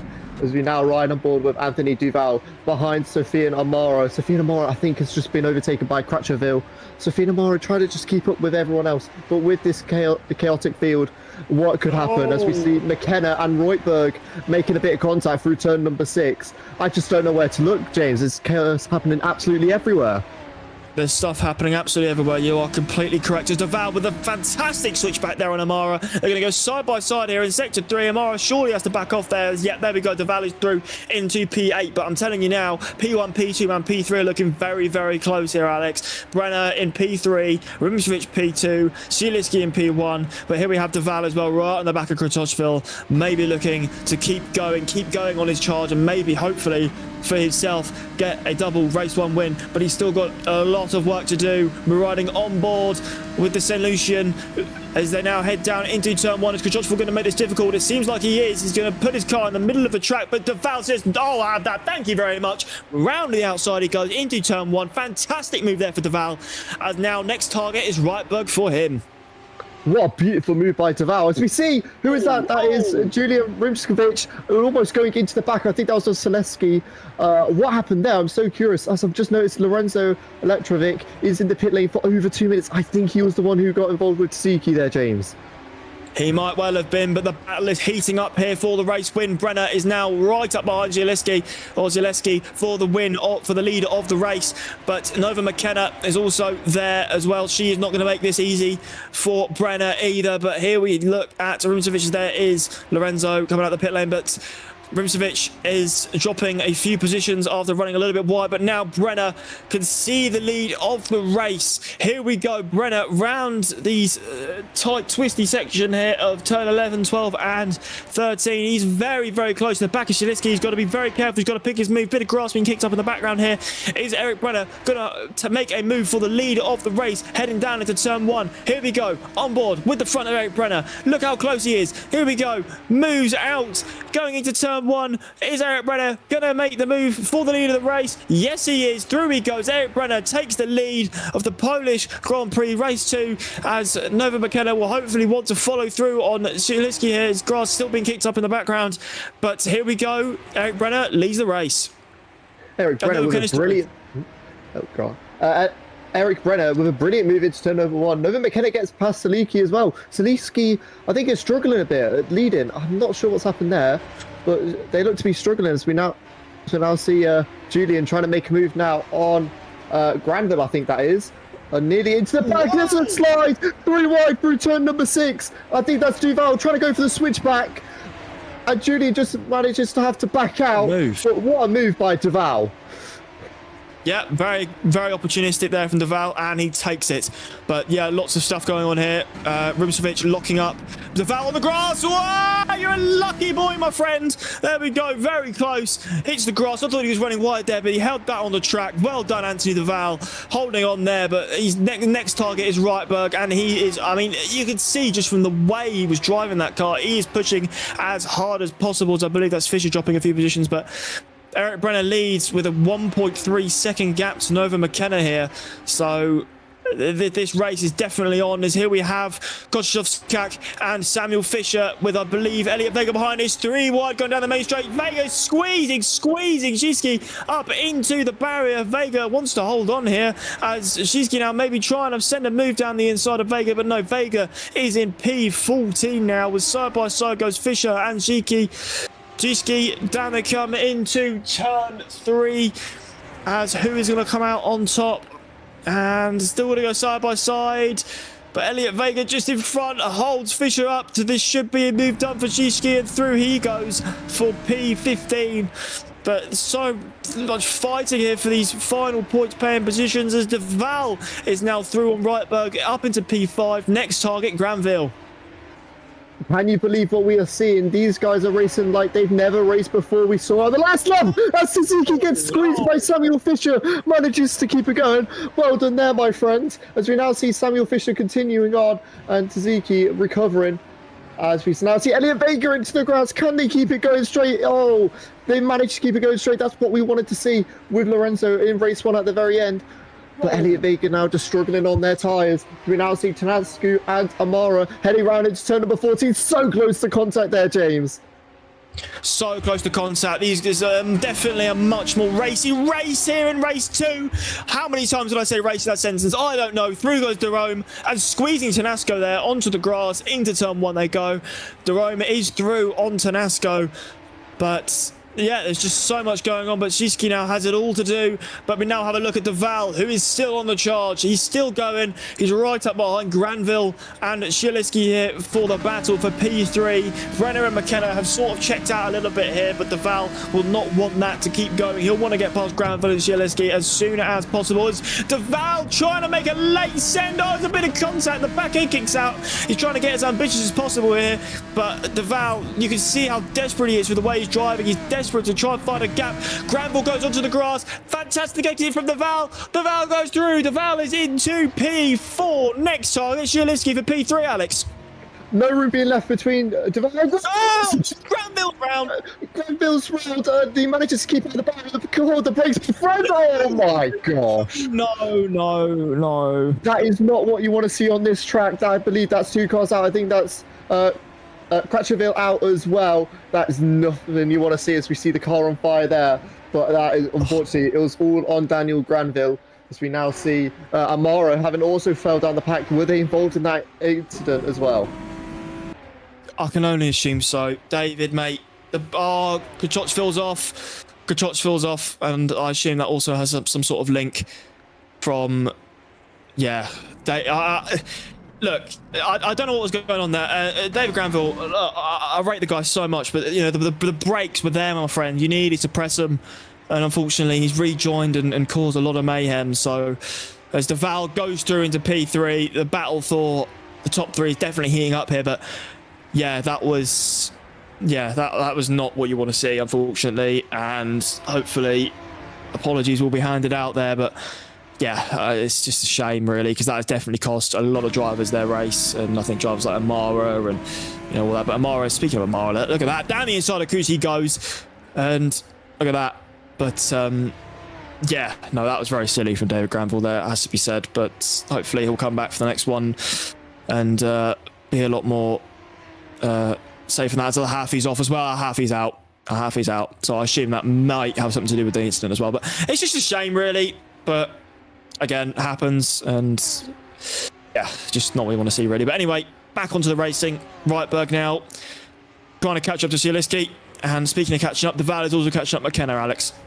Yes, and also one thing about Crutcherville, I saw when you were speaking about the rejoin of David Granville, he was missing his front wing. I think he was the one who hit David Granville, but it was completely out of Crutcherville's hands. As we now see the 2 orange cars of Derome and Pohovic, I think that is. Going for it. Oh, nearly a bit of contact and a bit of nearly a cut off there. So you head round turn number 3. But this is going to be playing into Kochikov Sukat's hands. He's going to try and want to keep behind them and just let them make the mistakes so he can try and get past using the clean air he's got. As we now see, Jovovic right behind Derome heading into turn number 6. Yep, it's I think it's just calmed down quite a bit after that big incident now. As Derome, yeah, just ahead of Jovovic, with Kochikov Sukak desperately as well, just trying to catch back up. But Elliot Vega, mind you, as well in P11, so he's having a good one as well. And you'll have to see that. I know he's put a lot of practice into this one, so he'll want to be finishing in a good position, and I think he'll be quite happy with 11th. But he's got Samuel Fisher, who has proven in quali has been a lot faster. But will Elliot Vega want to hold on to this P11 as much as possible? But Eric Brenner still leads with 5 laps left to go. Nova McKenna in P2. Now we know how much she parked the bus up against Tanasco and Shiski in race 1. Will she do the same against Anthony Deval, Alex? Yes, and McKenna definitely had used that clean air with the with what I believe to be a lower downforce package to their advantage. But Deval's going to try and do the same thing as, who was that? I think that was Kochikov Sukaf going wide in turn number 3 behind both orange cars. As we see Elliot Vega get overtaken by Samuel Fisher, a bit wide onto the grass. That's going to allow Tsiki a move into turn number 4. Kochikov Sukak, I think, again, has gone off. We're on board with Tanasco behind Julian Rimskovic as into number 9, and here we are down the inside. Goes to Ziki on Elliot Vega, and who's that going for? It's Sophia Amara. We have not seen Sophia Amara all this race, but now they're using their advantage, and they've gone past Elliot Vega with a move down the inside, following to Ziki. Yeah, cracking move there from Amara. Vega got absolutely swamped there on that lap. Very unfortunate there for the American. But I'm sure he'll still be happy with P14. Tanasco now right on the back of Rimsovic. Here we go. DRS flat wide open. This surely should be an easy move heading down into turn 1. Let's see here. Oh, is it going to be an easy move though? Oh, it's going to be close. Rim has to be left. Rim is left. Very good driving here between the 2 poles as they now go side by side through turn 1. Now this does count as a corner. Turn 2 they go by, and now they head down into turn 3. Rimsovic does not go defensive. Tanasco sends it down the inside. They're going to give each other just enough room, and Tanasco's through into P6. Very good battle in there, but wow, there we go. So through goes Tanasco into P6. A lot of respect between the 2 drivers as we now see Elliot Vega under pressure from Tim Coos. Can Tim Coos go down the inside of turn number 3? Yes, he can. Can he get the position to hold Elliot Vega losing the rear end a bit? But Sophia Amara is now behind Samuel Fisher. Taziki's gone past Fisher as well. Now can Taziki use the clean air to catch up to Kochikov Sukak? Yeah, we'll definitely see here. It'll be very interesting if Shiki Zeski can catch up here. He's 4 seconds behind. It's Eric Brenner. No, not Eric Brenner. Elliot Vega. Sorry, guys. Elliot Vega, unfortunately, off the track there. Very unfortunate there for Vega, the American. Still P15 though. Still technically points per positions. Eric Brenner is completely fine though. Do not worry. That was 2 E's. I got mixed up. That was completely on me. Deval P3 though, chasing Nova McKenna down there. So here we go. Reitberg is dropping there. I believe he's just been passed by Tanasco into turn 1. Yep, Tanasco up into P5 there. So Tanasco up into 5th. There's 3 poles there in the top 10. Oh no, there's a car off. Who's that? Is that oh, that's Sintici though. I think just he's very unconventional way of being a lap car, but he's getting out of the way, so you know, love to see it. Sintici just moving out of the way there of the cars who are leading this race. Jovovich now battling with Jerome here, the battle of the orange cars here, Alex. Yes, and unfortunately, I think McKenna was held up by that lap car. The gap between Deval and McKenna is 7 tenths. As we see a lot of close battling between these orange cars. A lot of respect being given, but a lot of hard racing. I don't think that was Jerome locking up, and Hodovic managed to get through, but they're still wheel-to-wheel through turn number 7. A lot of room is being given out, a lot of respect here. This is what we wanted to be seeing.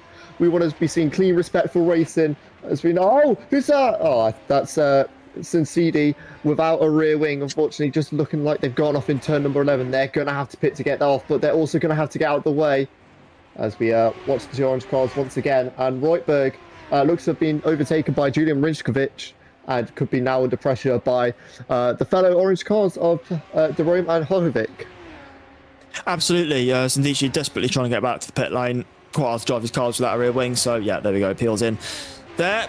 But Eric Brenner still leads his race, but the Val is close behind McKenna as Jovovich and Jerome still battle here. So it'll be interesting to see if Jovovich can maybe launch a move down the inside of Jerome heading down into turn 3. I think he might be too far back to make an audacious move. Yeah, he's far too far behind to be making any crazy sense. But it seems like Eric Brenner is doing a good job here leading this race. As there's Amara sandwiched between Fisher and Cruz. Cruz goes off the track a little bit there. But there we go. So Amara going to be trying now to make an impact on Samuel Fisher. As here we have Deval catching up the back of McKenna, Alex.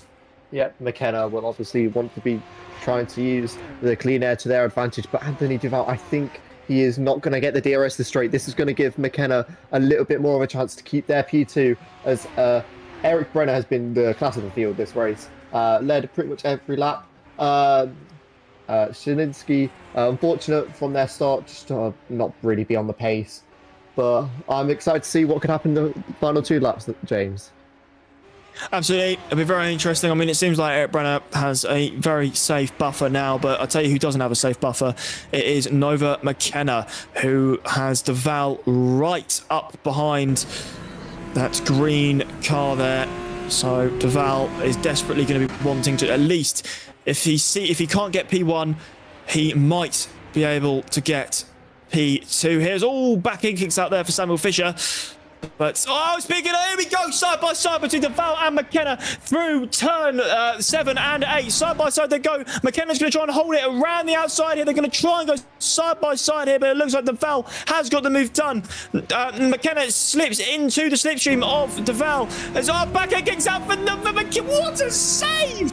What a save from Nova McKenna as they now head round turn 13. Is Nova McKenna going to have the DRS to maybe, just maybe, have a chance, an inkling of getting back past the Val, but it seems like the Val has a very safe buffer heading into the final corner. But wow, what a save there from Nova.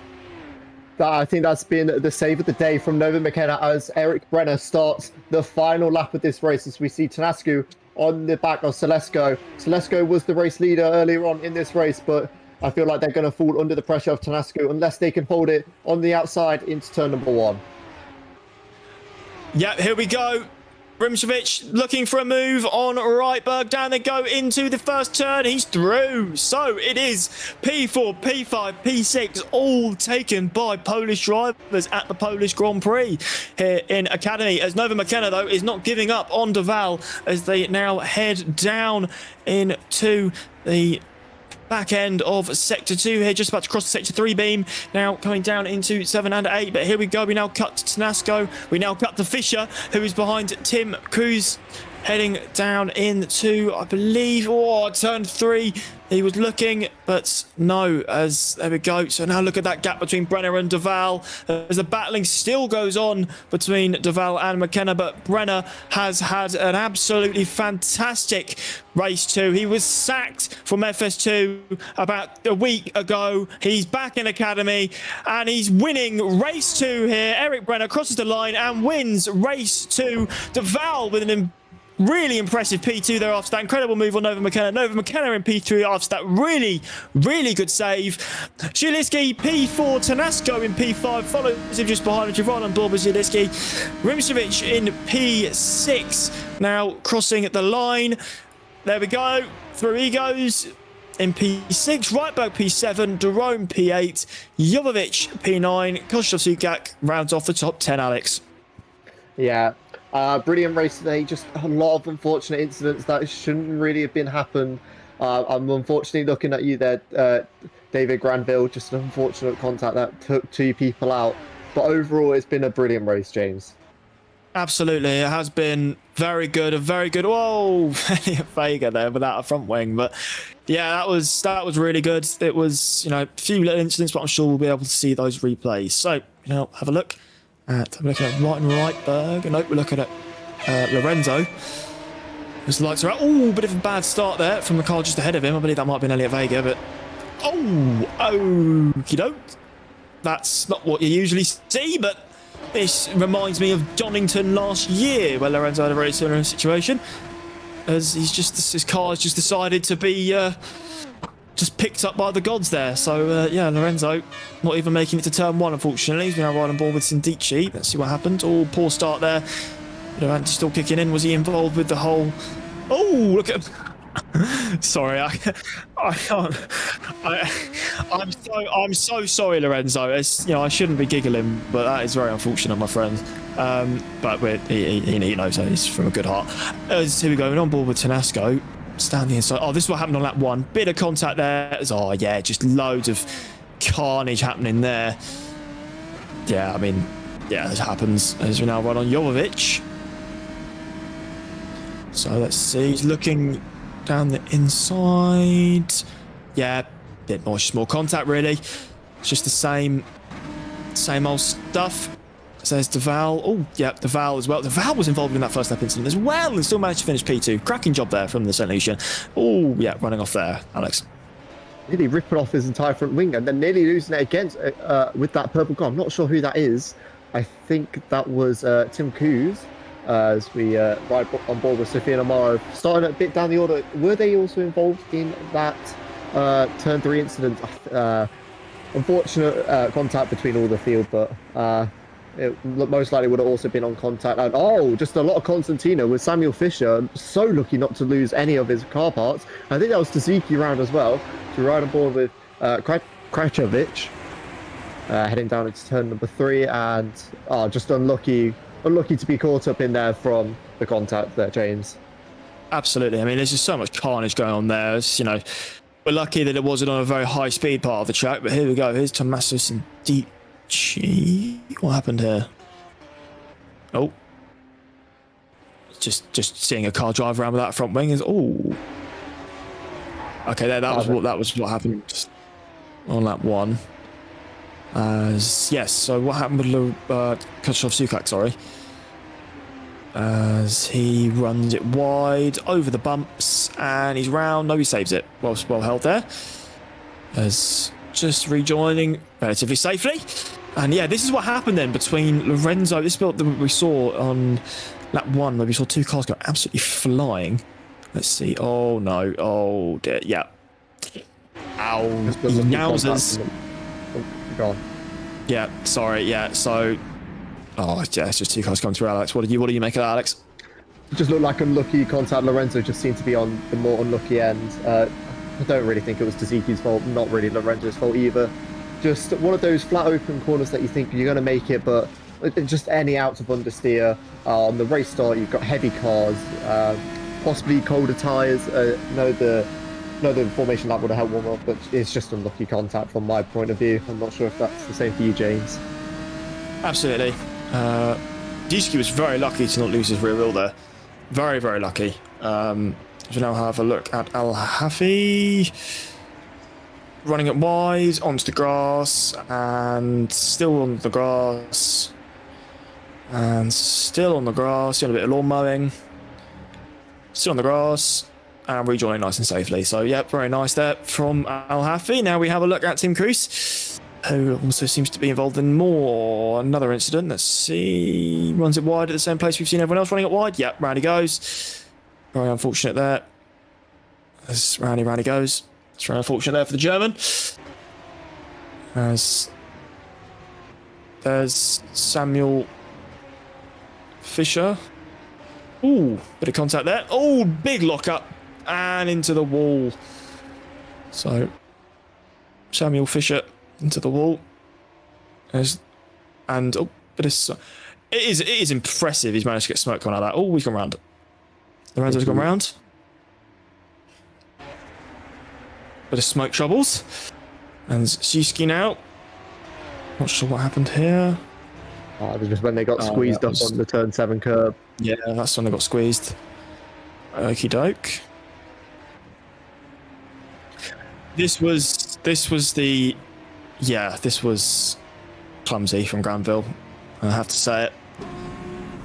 But let's see who was involved then. So Amara on board. Amara, wow, yeah, Amara was involved, and that's very unfortunate there for Amara. Amara very lucky not to lose any car parts there. I'm wondering how Krajovic was involved. He was the car who got hit, unfortunately. He was not a lot he could have done there, but also gets hit by Sophia and Amara. Amara really lucky not to have lost anything there, but I think Krajovic just pulled it into the pit lane and retired the car. It's very unfortunate. He had such a good race one, and yeah, that's unfortunate there for the Czech Republican. But yeah, unfortunately, that was Lorenzo thinking it's a nice little barbecue going on. He has set his car on fire, and he has pulled off.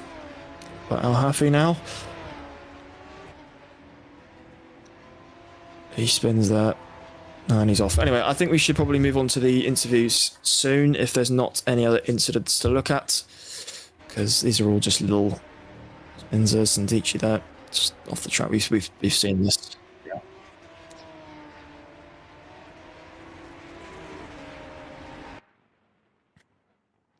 Okay, so after that very crazy race 2, we've only got time for a few. Oh, we'll have a look at another replay.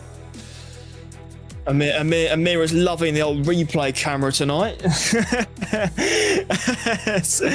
But no, it's great. It's good to see what happened though, obviously. And yeah, we now move on to the race results. So Eric Brenner wins race 2 there as Anthony Duval is with P2. Nova McKenna rounds off the podium. P4 is Krzysztof Szyliski and P5 is Jakub Tanasko. P6 is Julian Rumcevic. P7 is Martin Reitberg, P8 Pierre de Rome, and P9 Andrea Jovovic, with P10 being Savelli Kochtov Sukak.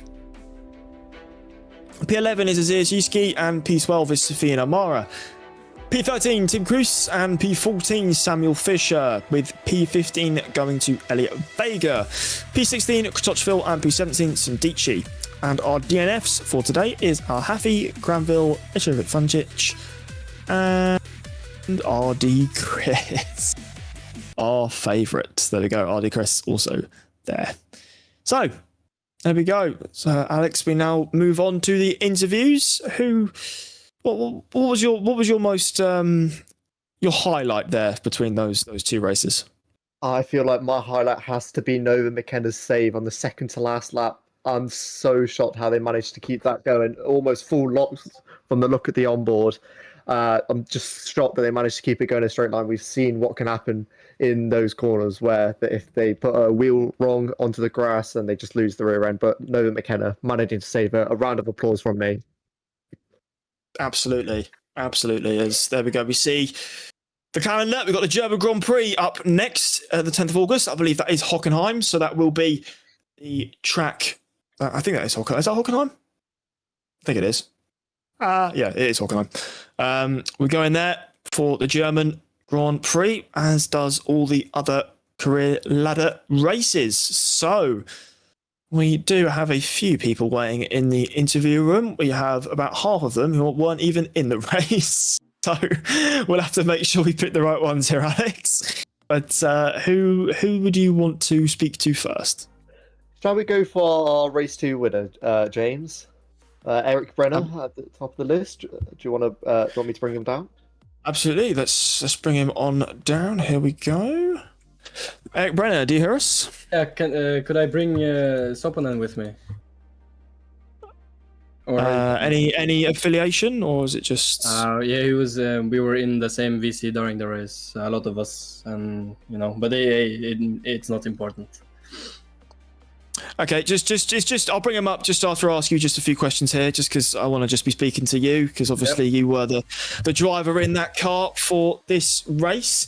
Obviously I'll bring up you as well to have a few words, but just want to ask you a few questions here. So there you go, race 2 win there for yourself. I'm not sure if you were expecting that or not, but it was a cracking race there from yourself, very consistent. Do you just want to speak us through your race 1 and race 2 there? In race 1, I found, pace out of nowhere. I was stuck on 20.2s, all practice. And then suddenly in the qualifying, I found some more tenths and I ended up P4. I did not expect to go P4, but and then in the first few laps, I had some touches here and there, and then I almost lost it and ruined my entire race. But I did not have any damage, so I just continued driving and got myself back up to P5, which was really lucky because Jacob had a lot of spins. I was catching up to him because he had damage.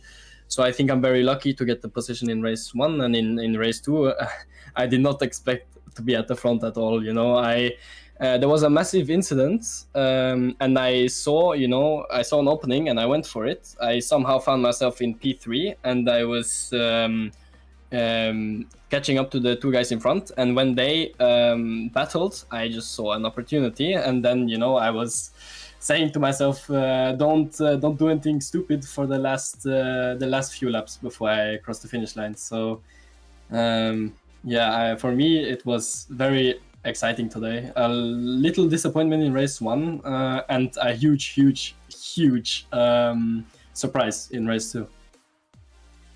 Absolutely, and obviously you had the heartbreaking news obviously last week where you were unfortunately let go from Hunter Birch. Do you think this is a bit of a reconnaissance story from you here? You've come back to Academy looking to prove yourself, and in your first race back you're able to win a race. So where do you see yourself going from here?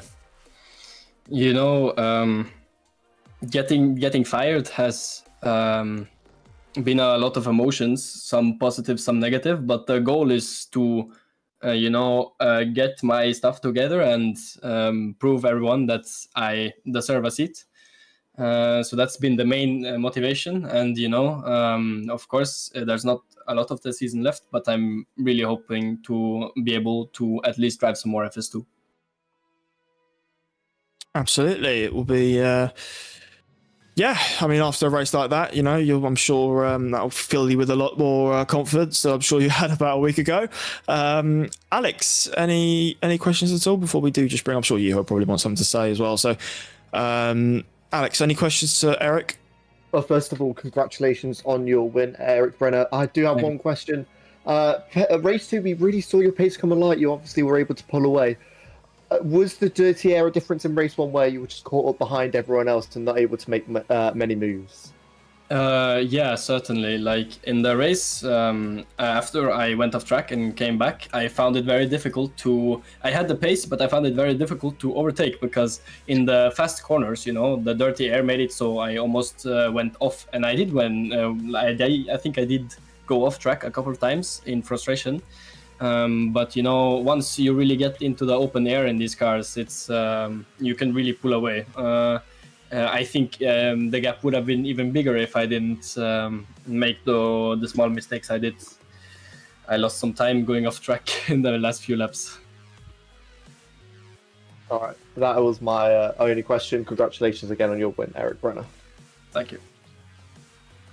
Lovely. So I will just bring Yuho up then, because obviously I think you probably wanted him up here. There we go. So I hear you have something to say, Yuho, at all, or? Yeah, I mean, just about Eric. He deserves the win. That's all I can say. Lovely. Thank you very much. See you next week. Right. Yeah. Perfect. Really? No, but yeah, well, he deserves the win. He drove a fantastic race. I mean, he had pure racecraft. He's proven it in the past. Now he became a race winner at last. But this time, just in the academy, it's just a start for him. Absolutely. As you know, we've just been mentioning that coming back to academy clearly has been a new fresh breath of life for the Norwegian, and we love to see it. So we will leave these be because we do have quite a lot of people to go through, and we will be here until about probably tomorrow if we. Sorry. Have a good night. Guys. I'm very happy. Have a good night. Have a good night. Have a good night. Bye. Right, there we go. So that was our race 2 winner, Eric Brenner. Who should we bring up next, Alex? I think I know who we should bring up, but I'll let you take the. I'll let you do the honours, my friend. I chose the first one. I'll let you do the next. You don't. I feel like we should bring up Nova McKenna. There we go. Nova McKenna, can you hear us? Yep. Hello. So. P2 race 2 and P2 in race 1, I believe. So double P2s there. Do you want to just talk us through your races? It was P2 quali and race 1 was P3 race 2. Oh, race 1 was P3. Sorry. Yeah. I felt like I was driving on. I feel like I was just driving on ice the entire time. Just couldn't get any grip out there, and just. At least I kept them behind, but I just made one mistake. Going into turn 8, I want to say. Locked up, and just Duval just went straight through for P2, race 2, and nothing I could do there. Start of race 2 was awful. I hit into Tiski, but yeah, there was nothing I could do. I apologized to him. There was carnage going on in front of me. I panicked, turned to the right, and he was there, and I had to push him off track by accident, but let's not dwell on that, but it was a decent race nonetheless. Absolutely. I mean, we saw the car seem very twitchy on your end through, especially race 1. We definitely saw a lot more of that twitchiness, should I say, of the car. But I think as well. I think we have to mention that save on I think it was the last lap. That was something. We thought you were going straight off, but. Yeah, I mean, Alex certainly liked it, but yeah, it was a very good save. But just 2 again incredible races from yourself, especially with the lack of grip that you did have. But Alex, you got any questions at all, my friend? I do have a question. So Nova, obviously, we saw you managed to keep ahead on the straight even without the DRS. Was the setup a big play for this? Yeah, I'd say so. Shavinsky helped me with it. Well, he made it for me, really. But yeah, it was good. It was a good setup. He's great at making the setups, and it worked. It was a bit obviously slidey as you saw, but somehow worked. So I don't know how. Okay, and with this confidence, do you think you're going to do well at Hockenheim? To be honest with you, I do not like Hockenheim. I honestly think it's so much worse than Nürburgring for the German tracks, but I mean, it's an okay track for me. I haven't really driven it in ages, so it's hard to say. All right, that is my questions for you. Thank you for your time, Nova, and congratulations on the podiums. Thank you. Absolutely, congratulations. Have a good one. You too. Lovely. So, who should we bring up next, Alex? Who do you reckon? I've only got time for about 3 more, so you have to choose. I have to choose quite carefully here. Shall we bring down Lorenzo? Yeah, Yeah, all right. You can ask the questions on this one, my friends. All right. Let me just double check if he's ready.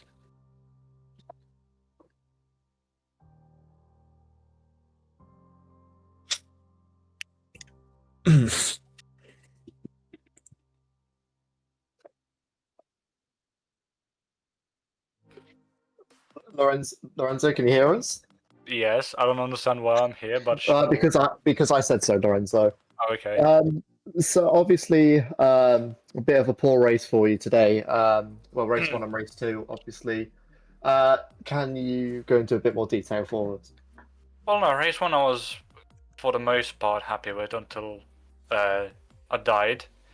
I had a really good start around the outside. I think I overtook like 4 or 5 cars into turn 1 around the outside. That was nice. And then going through, what was the turn? It would be turn 10. I had Timo Kulin running in front of me, and he checked up more than I thought he would. So I sort of had to go off into the grass. I lost control. I got left front suspension damage, dark blue, because Krzysztof Zielecki didn't have enough space to avoid me. And I dropped back down to, what was it, 17th, 18th. And I just sort of drove my race. I kept in the train behind Saveliko Hetkosuka and Julian Rimshevich. I think David Granville was nearby as well at that time, but slowly that back peeled away. It was just Rimshevich, Savelik and Hetkosuka in the end. And then Sindici spun, went up into P15. I had a really lovely fight with Julian Rimshevich for what it's worth. I didn't check back the replays. I just hope I left him as much room and raced him as fairly as he raced me, because I thoroughly enjoyed that. My battles with Kohetko Suka, definitely less so. I mean, I don't know how much was caught on stream, but some of the moves he does are very, very questionable, and you could argue I could have done better in the situation where both of us crashed out. But I mean, you can't really control the car really when you're on the grass. I was on the brakes and I was fully stopped almost on the track when I got rear-ended. So I don't know, he just sort of followed the racing line like he's an AI and went at the back of me when I was clearly there, but never mind, it's Academy. It happens. And then race 2, I don't know, race 2, it was just the same situation as Donington was for me last year, where I rubber banded back into Jerome Berg and flew down the hill. This time I just didn't even make turn 1. I don't know why, because I only had 3 things open, which was R-Factor 2 tiny pedals and OBS, and those are the same 3 things I had open in Zandvoort, where I didn't have any screen freeze or any issues. And then contact with Asierczyski into the final turn. He apologized to me, saying he misjudged the corner and touched my front wing. It's okay, it's Academy. If he ever gets a chance in FS2 again like he did in Hungary, I hope just that someone doesn't fall into my situation, because he's a very good driver and he doesn't need to be getting involved in accidents like that. And yeah, going into pit lane, 160 seconds of damage, very nice. My engine gets overcooked. I somehow managed to make it last for like 2 or 3 laps, and then it just blows.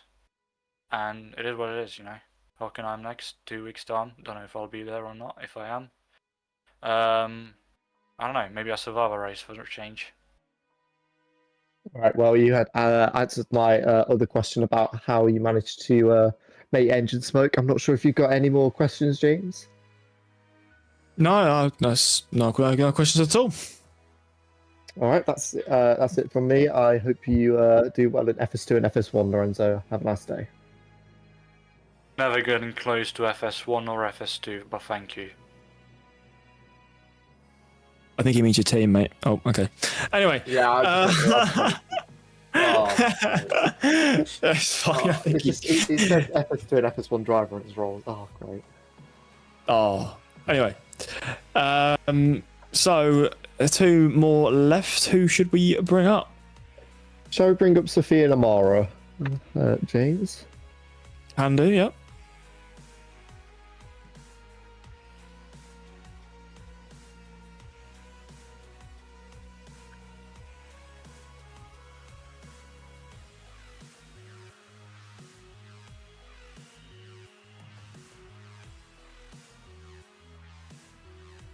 I'm just waiting for a response.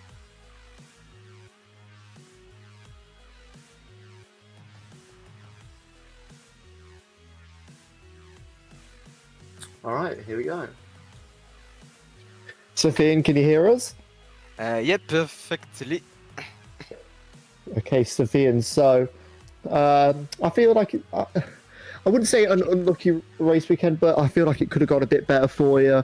Obviously, just a few mistakes here and then, but how do you feel like your race weekend went?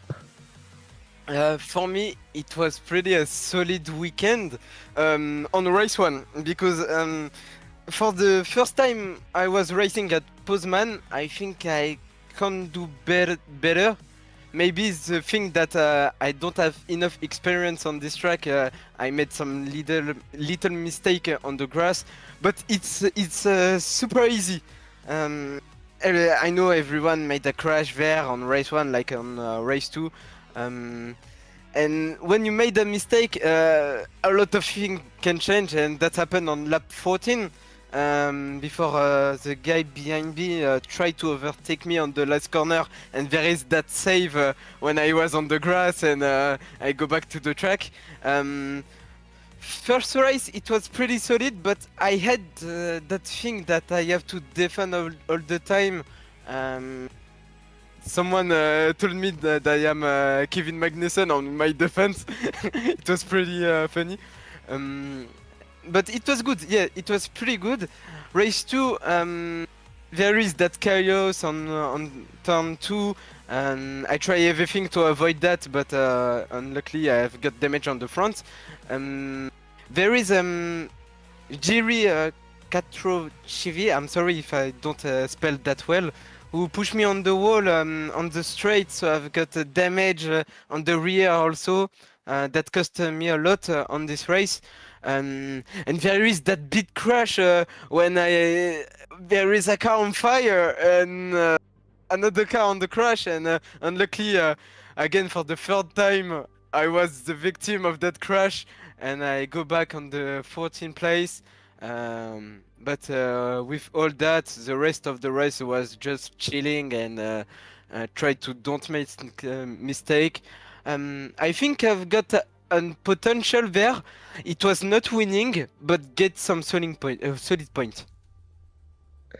Okay, and of course, obviously, you mentioned that race 2 crash where you unfortunately were collected in it, but you managed to recover quite well up to P12. Is there any insight on how you did that? Was there anything that drove you to just keep damage limitation at its finest to finish in the position that you did? Yeah, it's always like this. I always want to finish races because maybe I can get some points. I did this at Zandvoort, at Brandach. Even if my car fly, I will always finish the race.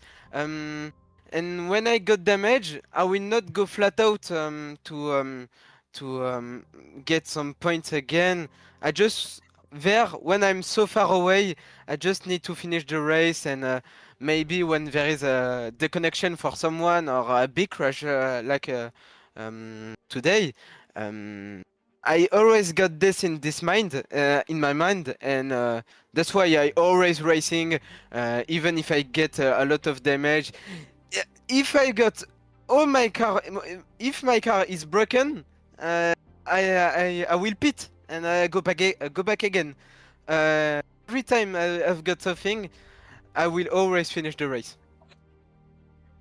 Okay, that's all from me. Have you got any questions, James?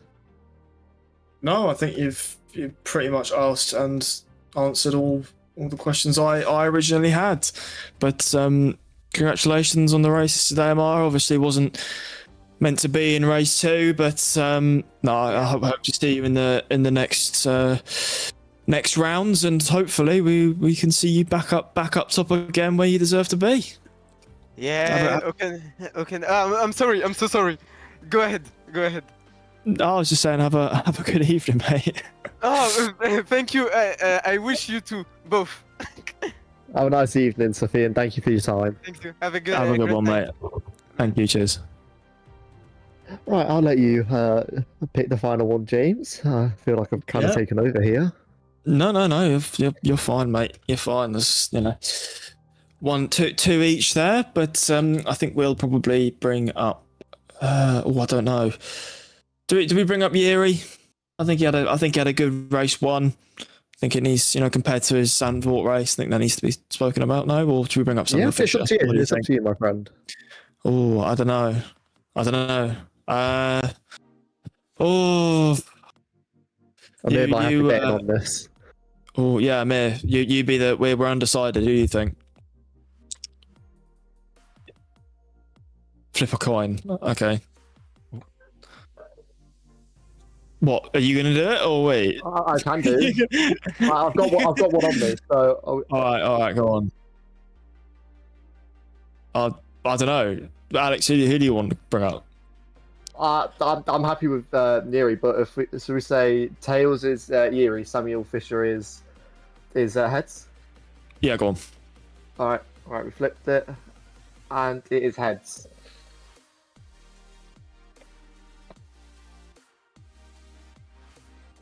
Wait, who was who again? I think heads was Samuel, and Tails was Samuel. Yeah, sorry, I might have messed up there. Oh my goodness! Right, it's a good thing. It's a good thing there's not many people watching now, as there was during the race. Should we bring up Samuel then? Yeah, we can do. Do you want to ask the questions, Alex? You're pretty... I've not already got many, to be fair. I think I've only got one or two. I'll let you start on this one. Oh, crikey! Yeah. I don't know. Let me quickly check where he finished before I bring him up, because the standings weren't done. So, let me see here. This is our apologies. Anyone who's still watching, I applaud you. This is genuinely painful. Where is he? Okay, right. Okay, right. Yes. Okay, right. Let's bring him up. Samuel, can you hear us? Yep, can you hear me all right? Lovely stuff. So, correct me if I'm wrong, but P4 in race 1 and P14 in race 2. Do you want to just talk us through your races? Yeah, I'll start with the second one because that was a disappointing one. Yeah, I thought I could do a bit better, but I think it was lap 5 or 4. Just outbroke myself, went into the wall, got damage on the rear left suspension and on the front, and that was just the end of my day, really. I was disappointed because the pace was good from the first race. I was really quite pleased with myself. I'm quite new to this league. I just joined because I thought, there's some good drivers here. I want to see where I line up with it. And I wasn't too disappointed. Anthony in the first race just took off, but I was in the fight for P2 on merit, and I was quite pleased with that, to be in there in the fight, just protecting my tyres, taking it steady where I needed to try and get an advantage, knowing that I can pull up at any time I want to try and bridge the gap, to try and have a fight, but I could just take it easy. So I was quite pleased with that, honestly. Yeah, mate, that was... race 1. It was good to see you up there.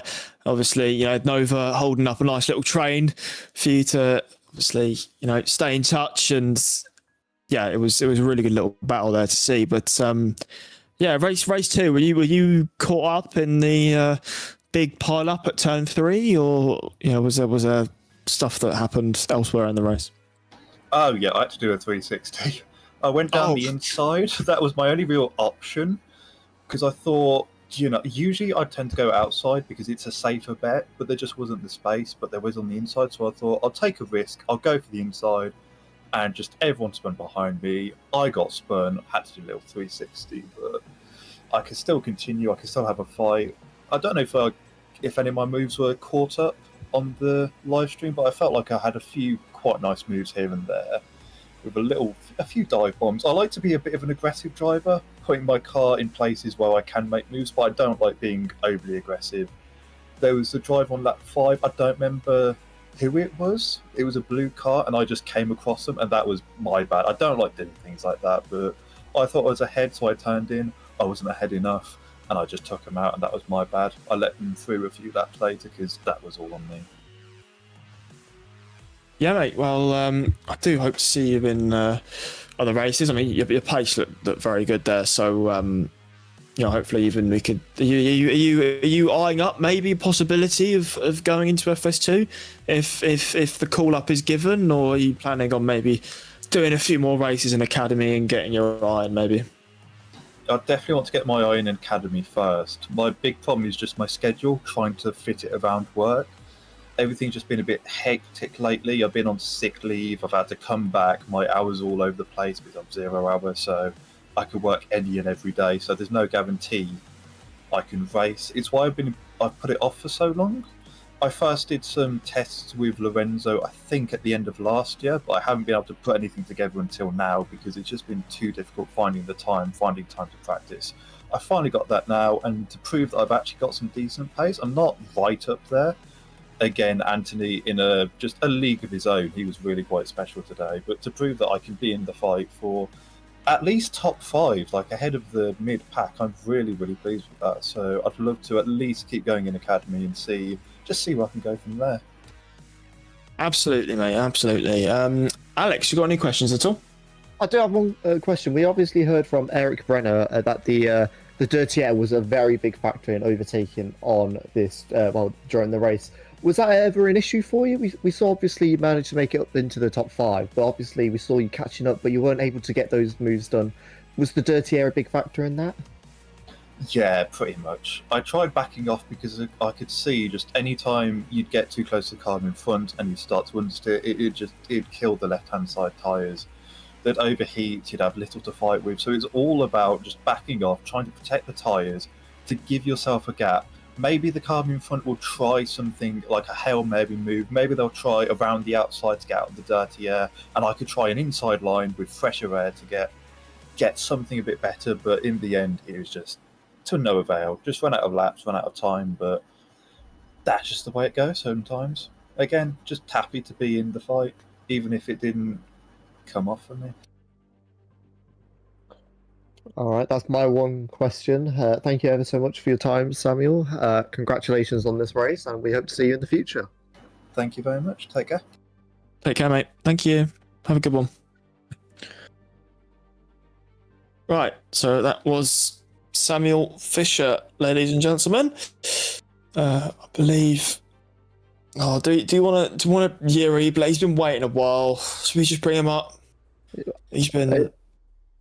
Because we ain't got much time really for.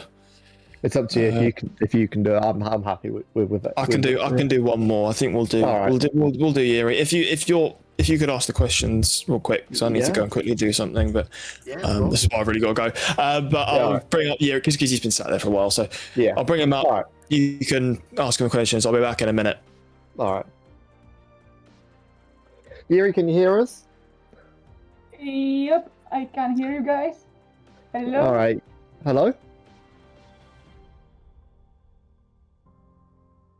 So, Yuri, are you there? Sorry? Sorry, you want to say something? Yeah, I didn't really want to ask or something or... So an unlucky race for you today. Obviously, you got involved in that race 2 accident, but race 1 did seem to go all right for you. Can you go into a bit more detail? Well, qualifying was my practice basically, and to warm up, and basically I used my race pace to my advantage basically, and there was chaos all around me, like so many collisions, and I was already like P12 after lap 1 already, after starting from P18. And then I overtook, I think, Jovic, if I won't mess it up or mispronounce it. I overtook him on the outside of, I think it's turn 4 or what is it? Basically, the slower right-hander, basically hairpin. And I had few overtakes now and then. I almost got P8 almost, but then lost it a few corners later. So I finished P9 in race 1. Yeah, okay. And obviously that P9 in F1 I feel like makes up for the pain and struggle that was in Zandvoort. Obviously, James said before that Zandvoort and Poland are not on the normal academy ladder. So fairly new people come to here and struggle. Obviously, they can't get the higher up teams to assist with the setup. But unfortunately, you were involved in an accident. That wasn't really your fault in race 2. Do you think anything could have changed before? Or... If I wasn't like taken out in the Lob 1 accident, like where I was spun out basically, then I probably wouldn't be there at all. Basically, wrong price, wrong time, basically. Yeah, obviously we had that big crash at the start where just everyone concertinaed up in turn 3. Everyone bunched up, made a bit of contact, and then obviously you had that incident with Daniel Granville where he just unfortunately didn't hold the brakes enough. Overall, if that incident didn't happen, do you think you could have made a bit more positions up? You could have gotten up there, hopefully into the top 10 or maybe even the top 5? Theoretically, I was checking the standings. Theoretically, I could get like P6, realistically maybe like P7, P8 maybe. All right. Have you got any questions, James? No, I've not got any at all. Other than just to say that there's definitely your races. This one definitely seemed a lot stronger than your Zandvoort race, and it was really good to see. It's unfortunate with the race 2 incident, obviously, but that happens. But just hope to see you in the next few races. And I think you've definitely improved a lot from Zandvoort. So I just want to give you my plaudits for that. And just hopefully can't wait to see you in the next one.